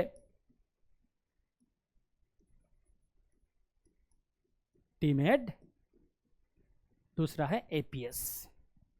बहुत स्ट्रॉन्ग रिएजेंट है। क्या करते हैं देखो, मैं एक के बाद स्टेप बाय स्टेप में बता रहा हूं। एक चीज मैं बता रहा हूं, यहाँ पे सारे जो रिएजेंट मैंने बताया आपको, एक्रिलामाइड, बिसएक्रिलामाइड, टीमेड, एपीएस, एसडीएस, सब कुछ एक साथ डालना है। एंड टीमेड एंड एपीएस आपको सबसे लास्ट में डालना है, क्योंकि जैसे आप टीमेड एंड एपीएस डाल दोगे ना, रिएक्शन फटाक से शुरू हो जाएगा। With in a second it will start, with in a second. It is so fast, I am telling you, it is so fast. Those who have experience in casting HDS patch gel, they can recollect their memory how difficult it is to tackle with the gel casting, particularly for this HDS patch, isn't it? They will definitely recollect their memories. Okay, now see, देखो यहाँ पे क्या होता है। यहाँ पे एक है टीमेड, दूसरा है एपीएस। जैसे आप टीमेड एंड एपीएस डाल दोगे, क्या होगा? टीमेड will induce a free radical formation.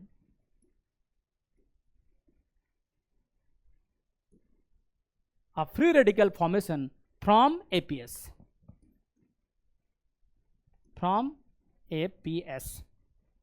और जैसे ही वो फ्री रेडिकल आएगा, जैसे वो फ्री रेडिकल जनरेट होगा, that free radical will donate electron to acrylamide and bisacrylamide. ठीक है, और जैसे इलेक्ट्रॉन आएगा, acrylamide and bisacrylamide, these are monomers, acrylamide and bisacrylamides are monomer, right? जैसे इलेक्ट्रॉन आ जाएगा, they will start cross reacting with each other and finally they will make polymer. They will make polymer. तो ये जो polymerisation शुरू होगा acrylamide and बीसएक्रिलामाइड का, ये रिएक्शन शुरू होता है टीमेट से, क्योंकि TEMED will induce and it will accelerate the formation of a free radical from ammonium persulphate, and that free radical will generate or will donate, it will transfer electron to your acrylamide and bisacrylamide monomers, and finally they will be cross react with each other and they will make a polymer. Once a polymer is formed between acrylamide and bisacrylamide, your gel is formed, a gel is done. Understood?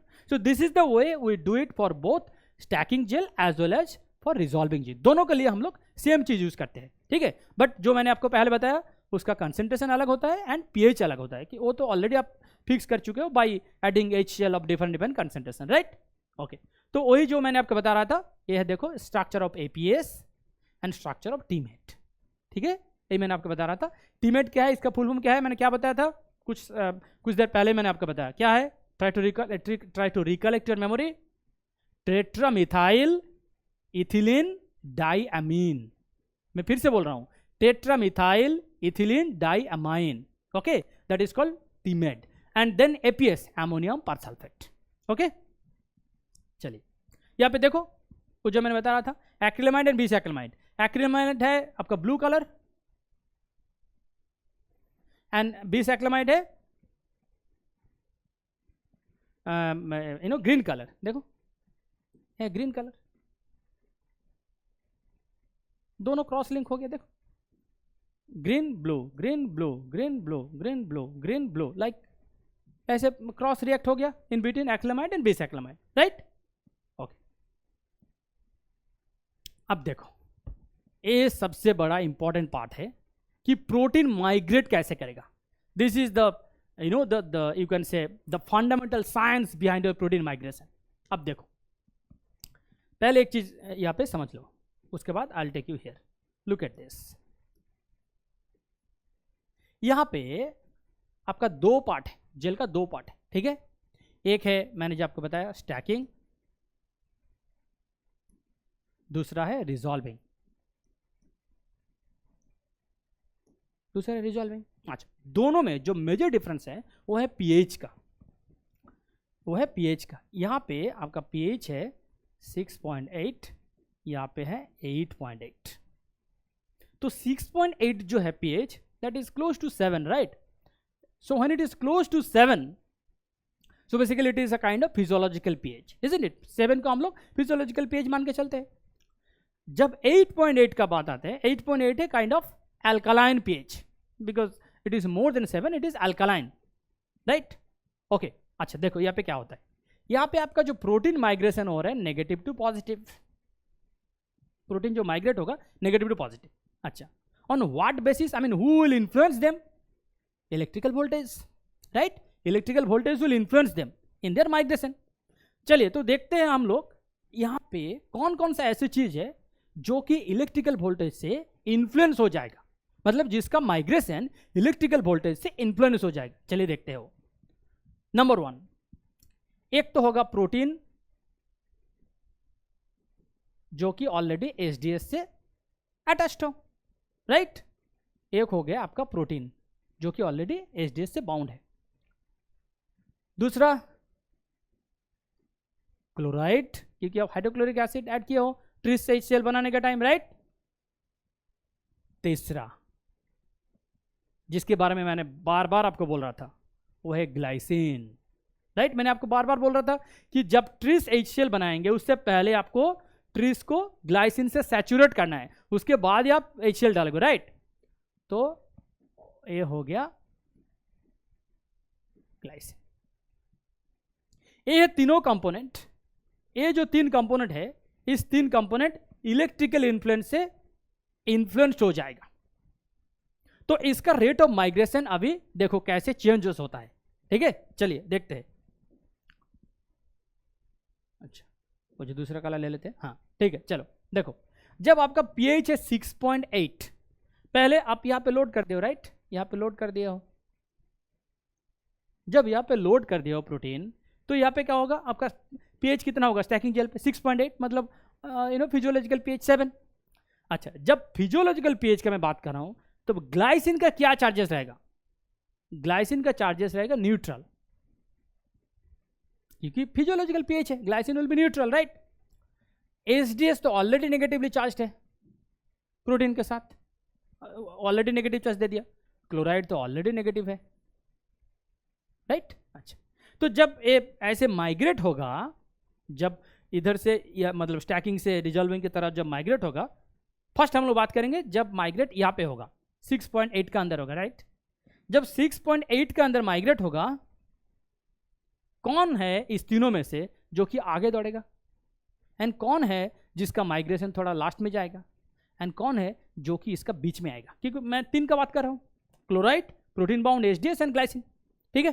अच्छा, देखो chloride भी negative charges है and protein bound HDS भी negative charges है, but इन दोनों में से कौन सा आगे जाएगा? ऑफकोर्स क्लोराइड आगे जाएगा। क्यों? क्योंकि क्लोराइड एक इतना छोटा सा मॉलिक्यूल है, इतना छोटा। Protein is a huge macromolecule, right. कहाँ है प्रोटीन एंड कहाँ है आपका chloride? Huge, like 1:2, the ratio will be 1:10,000, 10,000, in fact even more than that, right. Chloride इतना छोटा है।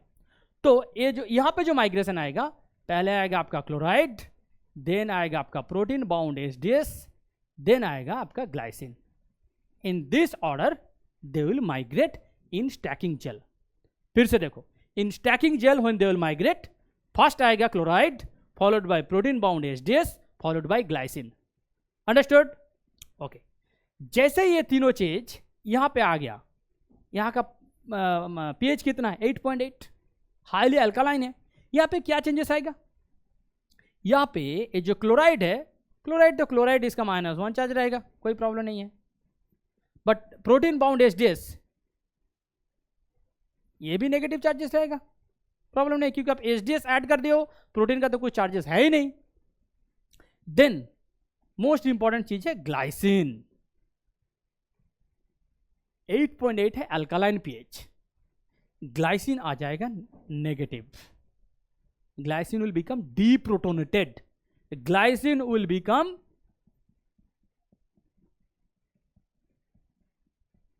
deprotonated, so it will be negative charge.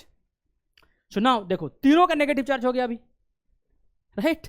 अब जब मैं रिजॉल्विंग जेल का बात कर रहा हूं, तो रिजॉल्विंग जेल में कौन पहले जाएगा अभी? अब देखो, प्रोटीन बाउंड एचडीएस जो है, ये तो मैक्रोमॉलिक्यूल है, काफी बड़ा है, इसके साथ तो आप कंपेयर नहीं कर सकते हो, चाहे क्लोराइड हो चाहे हो ग्लाइसिन हो, राइट। ये बहुत छोटा है। दूसरा है आपका क्लोराइड, क्लोराइड तो बहुत ही छोटा है in compare to protein. Glycine chloride से थोड़ा बड़ा है, राइट। तो जब इसका माइग्रेशन होगा, अब देखो कौन पहले जाएगा कौन बाद में जाएगा, पहले देख लेते हैं। यहां पे पहले कौन जाएगा? क्लोराइड जाएगा पहले, क्योंकि क्लोराइड सबसे छोटा है, followed by glycine, followed by HDS bound protein. तो यहां पे जो ऑर्डर ऑफ माइग्रेशन चेंज हो गया। जो पहले था स्टैकिंग में, पहले था chloride followed by protein bound HDS, I mean HDS bound protein followed by glycine. अब देखो, जब हम लोग रिजॉल्विंग जेल पे आ गया, तब पहले कौन जा रहे हैं? Chloride followed by glycine followed by HDS bound protein.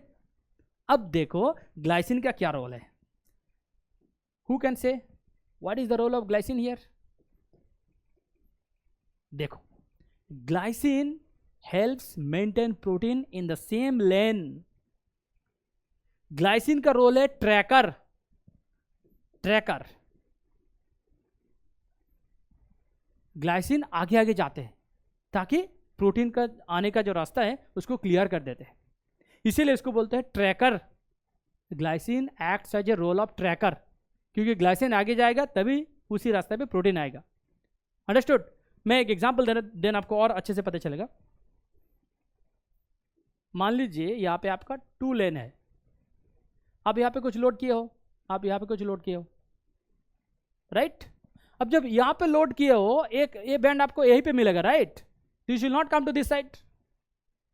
So who will make sure, let's say यहाँ पे आप लेन 1 है, यहाँ पे लेन 2 है, आप लेन 1 में कुछ डाल दिए हो, राइट। तो लेन 1 में जो भी कुछ डाला, आपको बैंड तो लेन 1 में मिलेगा। Who will make sure that that it will not come to next lane, means the nearby lane. It may come, but who will make sure the protein you will load wherever you are loading, that should be maintained in the same lane? Who will make sure it? Glycine. तो glycine का बहुत बड़ा role है यहाँ पे कि glycine will make sure protein molecules to be retain in the same lane. Understood? इसीलिए glycine का बहुत बड़ा रोल होता है इन प्रोटीन एचडीएस पेज में. ठीक है, नेक्स्ट मैं इसी का इंतजार कर रहा था. Analysis of protein bands.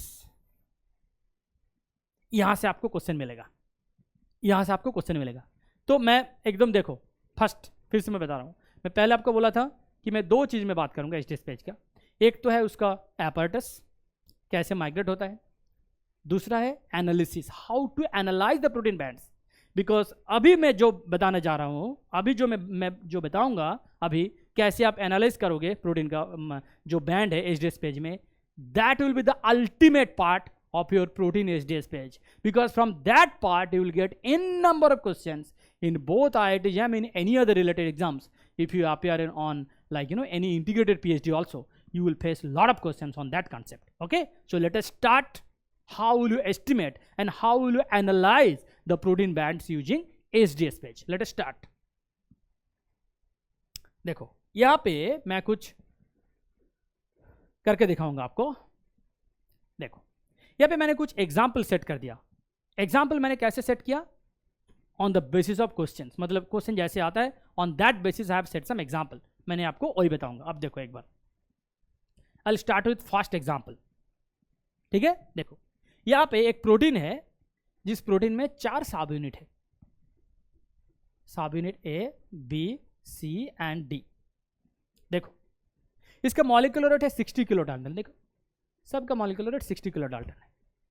ठीक है, सबका मॉलिक्यूलर वेट है 60 किलो डाल्टन. अब यहां पे अगर ये देखोगे कि ये जो चारों सब यूनिट है प्रोटीन का, इस चारों सब यूनिट कैसे स्टेबलाइज होगा? चारों सब यूनिट जो है स्टेबलाइज कैसे होगा? स्टेबलाइज के लिए दो चीज हो सकता है, या तो these are stabilised by only non covalent interactions और there could be a chance of disulphide linkage. But यहां पे मैंने डाइसल्फाइड लिंकेज के बारे में नहीं मेंशन किया. इसका मतलब है these are stabilised by only non covalent interactions. Understood? Okay, ठीक है. तो ये जो प्रोटीन है, इस प्रोटीन को हम लोग नेटिव पेज में भी रन करेंगे, एचडीएस पेज में भी रन करेंगे and HDS PAGE plus beta marker ethanol इस स्टेज में भी रन करेंगे. मतलब तीनों अलग अलग सेट पे रन करेंगे एंड रन करने के बाद हम लोग देखेंगे कि कहाँ प्रोटीन का बैंड आ रहा है एंड कैसे उसका सेपरेशन हो रहा है. राइट, तो लेट अस स्टार्ट. देखो इस प्रोटीन का टोटल मॉलिक्यूलर वेट कितना है? 60 × 4 मतलब 240. देखो आप नेटिव पेज में आपको बैंड मिला 244, दैट टू सिंगल बैंड. यही मैंने आपको बता रहा था पहले से कि नेटिव पेज में, नेटिव पेज का क्या नाम था? मैंने क्या बोला था पहले? नेटिव पेज का नाम क्या था? Non denaturing jail.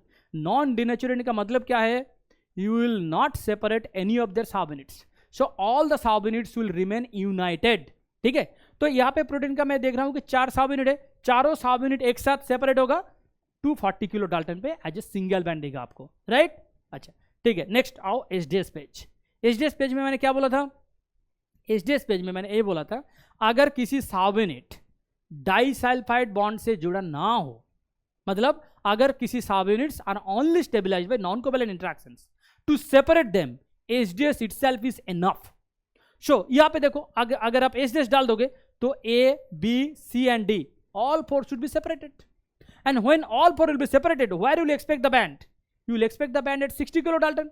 देखो यहाँ पे सिंगल बैंड है 60 किलो डाल्टन. राइट, अच्छा यहाँ पे आपको लग रहे होंगे सर 60 किलो डाल्टन का सिंगल बैंड क्यों 4 बैंड नहीं मिल रहा है? राइट, अच्छा आपको मैं बताऊंगा. मैं पहले एक बात बताया था आपको कि प्रोटीन का जो सेपरेशन होगा यहाँ पे on what basis? On the basis of molecular wait.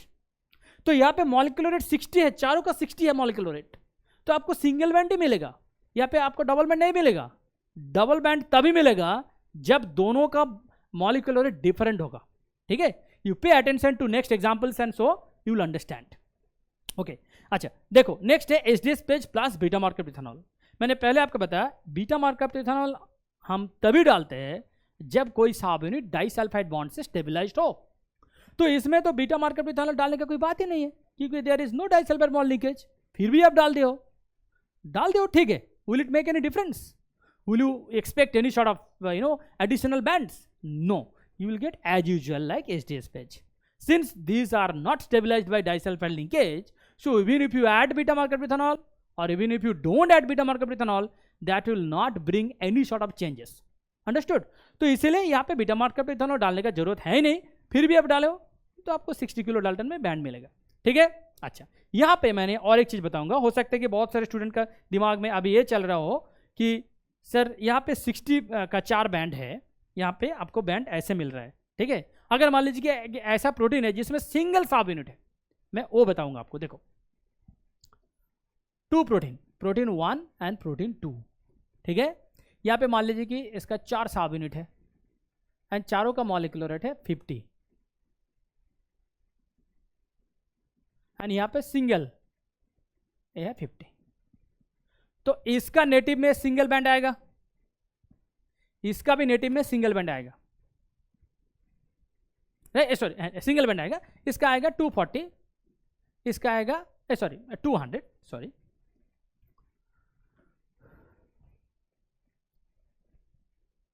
इसका आएगा 200, इसका आएगा 50 नेटिव में. राइट. अब HDS पेज डाल दो. अब जब HDS पेज डालोगे, इसका आएगा 50, इसका भी आएगा 50. ये था नेटिव. अब देखो इस दोनों में डिफरेंस कैसे आएगा. यहां पे आपका कितना है? 4.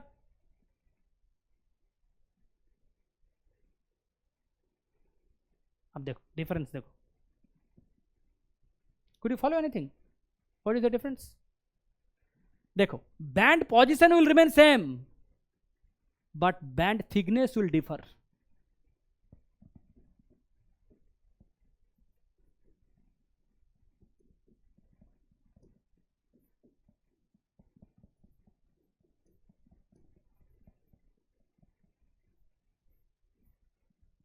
Band position and band thickness, 2 things are not same. I hope you understood, right? Band position मतलब कहाँ पे आ रहे हो? 50 पे आ रहे हैं, band position सेम होगा, but band thickness will differ. Look, तो यही से आपको पता चलेगा इसमें 50 किलो डाल्टन का बहुत सारे सब यूनिट है. इसमें 50 किलो डाल्टन का सिंगल सब यूनिट है. सिंगल हो चाहे कुछ भी हो, इससे कम तो होगा डेफिनेटली. अब यहाँ पे 50 का कितना है, यहाँ पे 50 का कितना है, कैसे पता चलेगा? Always compare with native. Always you should compare with native. अगर आपको नेटिव में 200 पे आ रहे हैं एंड यहाँ पे आपको 50 में आ रहे हैं, इसका मतलब क्या है? 4 सब यूनिट है. यहाँ पे नेटिव में आपको 50 में आ रहे हैं, यहाँ पे 50 में आ रहे हैं, इसका मतलब यहाँ पे सिंगल सब यूनिट है, यहाँ पे 4 सब यूनिट है. So simple. अंडरस्टूड अभी कि यहाँ पे प्रोटीन में कितना सब यूनिट है? मोनोमर है प्रोटीन, डाइमर है, टेट्रामर है, ट्राइमर है, टेट्रामर है, कैसे पता चलेगा? आपको हमेशा कंपेयर करना है. कौन सा कंपेयर करना है? HDS वाला जो बैंड है उसके साथ नेटिव का कंपेयर करना है. अब करो कंपेयर, उसके बाद आपको पता चलेगा कि उसमें कितना सब यूनिट है. ठीक है. तो in this example the sub unit composition will be 60 60 60 60. So it is basically homo tetramer. Tetramer क्योंकि 4 सब यूनिट है. ठीक है. चलो नेक्स्ट एग्जांपल पे देखते हैं.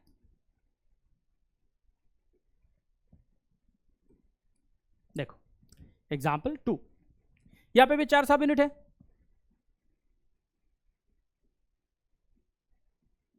अब यहां पे देखो मैंने क्या किया. यहां पे मैंने कुछ डाइसल्फाइड बॉन्ड लिंक कर दिया बिटवीन AB एंड CD. ठीक है. अब देखो यहां पे नेटिव में आपको 240 में मिलेगा क्योंकि चारों सब यूनिट एक साथ रहेगा. राइट. 240 में मिलेगा. अब आ जाओ HDS पेज. HDS पेज में क्या होगा? AB will remain united, CD will remain united. So this will be 120 kilodalton, this will be 120 kilodalton. तो HDS पेज में आपको 120 kilodalton सिंगल बैंड मिलेगा. अब आ जाओ HDS PAGE plus beta marker ethanol. जब आप बीटा मार्कर इथेनॉल डाल दोगे देन क्या होगा? AB will be separated, CD will be separated. Right. तो A आ जाएगा 60 पे, ए आ जाएगा 60 पे, ए आ जाएगा 60 पे, ए आ जाएगा 60 पे, तो you will get 60 kilo Dalton. अब समझ में आया? अब देखा डिफरेंस क्या है जब आप बीटा मार्कअप एथेनॉल डाल रहे हो या नहीं डाल रहे हो। देखो बीटा मार्कअप एथेनॉल अगर डालोगे या नहीं डालोगे उसका डिफरेंस आपको तभी पता चलेगा अगर प्रोटीन का सब यूनिट डाइसल्फाइड लिंक से जुड़े हो। if the subunits, protein subunits is stabilized by disulfide bond, then if you add or if you don't add beta marker ethanol, you will clearly observe the differences. Understood? अच्छा, तो इसका composition क्या आएगा? 60 60 60 60, इसमें भी 4 सब यूनिट है, right? तो ये भी आ जाएगा होमो टेट्रामर, क्योंकि 4 सब यूनिट है, right? Okay, next example 3, third example देखो, ये काफ़ी इंटरेस्टिंग है। देखो यहाँ पे भी 4 सब यूनिट है, A B C and D, but यहाँ पे एक डाइसल्फाइड बॉन्ड है in between C and D, and look at their molecular weight. Molecular weight are not same like the previous 2 examples. यहाँ पे ए का है 60 किलो डाल्टन, बी का है 60, सी का है 30, डी का है 30। Let us start with native. तो नेटिव में क्या होगा? 60 60 30 एंड 30, सो टोटल कितना होगा? 180, राइट? तो 180 में आ गया नेटिव पेज। अब देखो एचडीएस पेज, एचडीएस पेज में क्या होगा? ए होगा सेपरेटेड, बी होगा separated and C D will remain united, क्योंकि सी बी का अंदर डाइसल्फाइड बॉन्ड है, इसको आप ब्रेक नहीं कर पाओगे, मतलब एचडीएस ब्रेक नहीं कर पाएंगे, राइट? तो इसका भी है 60, इसका भी है 60, इसका भी है 60, तो आपको 60 में मिलेगा एचडीएस पेज। अब समझ में आया? अब देखो जब आप बीटा मार्कअप इथेनॉल डाल दिए हो, जब बीटा मार्कअप इथेनॉल डाल दोगे तो क्या होगा? सी एंड डी डिफरेंट हो जाएगा, मतलब सी एंड डी अलग हो जाएगा, इसका आ जाएगा 30, इसका आ जाएगा 30, तो आपको 60 में भी बैंड मिलेगा, 30 में भी बैंड मिलेगा। 60 का बैंड क्या है? ए एंड बी का। 30 का क्या है? सी एंड डी का। अंडरस्टूड? तो जब यहां पे दोनों डिफरेंट मॉलिक्यूलर वेट आ रहे हैं, दिस विल बिकम हेटेरो। अब समझ में आया? हम लोग जो पहले 2 एग्जाम्पल की बात कर रहे थे वहां पे सबका मॉलिक्यूलर वेट 60 था, इसीलिए हम लोग उसको होमो बोल रहे थे, homo dimer, homo tetramer, homo trimer, whatever. In this case since you are getting 2 different molecular weight, you should designate them as hetero. Now, how many subunits are there? यहां पे आपको कंसेप्ट लगाना है। देखो कैसे आप करोगे। आपका नेटिव में कहां पे बैंड मिला? 180। सो आप अगर आपको नेटिव में 180 पे बैंड मिला, इसका मतलब क्या है? आप क्या सिग्निफिकेंस निकालोगे? इसका मतलब है प्रोटीन का मॉलिक्यूलर वेट है 180 किलो डाल्टन। प्रोटीन का मॉलिक्यूलर वेट जब 180 किलो डाल्टन है, तब आप जब एचडीएस पेज रन कर रहे हो विथ बीटा मार्कअप इथेनॉल, यहां पे आपको बैंड मिल रहा है सिर्फ 60 एंड 30। तो ये कैसे पॉसिबल है? टोटल प्रोटीन का मॉलिक्यूलर वेट है 180, बट सेम प्रोटीन को जब आप सब यूनिट में डिस्ट्रीब्यूट कर रहे हो, सब यूनिट में सेपरेट कर रहे हो, आपको 60 एंड 30 मिल रहे हैं। इसका मतलब क्या है? आपको लगता है कि सिर्फ 60 एंड 30 है? अगर सिर्फ 60 एंड 30 है, अगर ये प्रोटीन डाइमर है, तो molecular weight should be 90। If the protein becomes dimer, the molecular weight should be 90 only, right? But actually your protein molecular weight is 180. That means the protein cannot be dimer. It will be more than that. It will be more than that. In that case, you consider it will be, let's say, trimer. How will it be trimer? In that case, you have to say, let's say there are 2 subunits of 60 and 1 subunit of 30, for an example. And if you consider this, will you get 180? No, this will give you 150 only. You consider it in a different way. Let's say there are single subunit of 60, there are 2 subunits of 30. What will be the molecular weight here? It will be 120. But your molecular weight is actually 180, right? So how is it possible? It can only be possible if you consider 260 and 230. In this case, it will be 180. That means it will be tetramer. आप समझ में आया कैसे आपको calculate करना है? चाहे वो डाइमर हो, चाहे वो ट्राइमर हो, चाहे वो टेट्रामर हो। अंडरस्टूड? ओके, नेक्स्ट और एक एग्जांपल है, एग्जांपल 4। देखो ये बहुत इंटरेस्टिंग है। यहाँ पे आपको 3 सब यूनिट है, ए बी एंड सी। तीनों का मॉलिक्यूलर रेट देखो पहले, ए का मॉलिक्यूलर रेट है 90, बी का है 60, सी का है 30, and B and C are linked by disulfide bond. ठीक है, अच्छा, तो यहां पे जब नेटिव का होगा, नेटिव में कितना आएगा 90, 60 एंड 30, मतलब 180, राइट, 180 में सिंगल बैंड आएगा।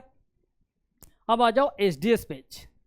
एचडीएस पेज में क्या होगा, ए का तो अलग आएगा and B C should be united. तो ए का मॉलिक्यूलर रेट कितना है 90, बी एंड सी का कितना है 90, क्योंकि 60 एंड 30 है, तो यहाँ पे भी आपको सिंगल बैंड ही मिलेगा। अब देखो जब आप बीटा मार्केट इथेनॉल डाल रहे हो, B C should be separated, so B will give you a band at 60, C will give you a band at 30, she will get 90, 60 and 30। अब देखो जब आपको बैंड ही मिला 90, 60 एंड 30, यहाँ पे कितना, इसको बोलते हैं कितना सब यूनिट है, पहले देख लो इसका कितना सब यूनिट है। पहले try to add 90, 60 and 30, it will become 180, and you already got 180 in native page. That means it has to be a trimer only. It has to be a trimer. It cannot be more than trimer. Why? Because if you simply add 90, 60, 30, you are getting the same molecular weight what you have already observed in native page. So your molecular weight remains same and the number of subunits should also remain same. And that is reflected here. That means it will be heterotrimer. Heterotrimer. The molecular weight will be 90, 60 and 30. Understood?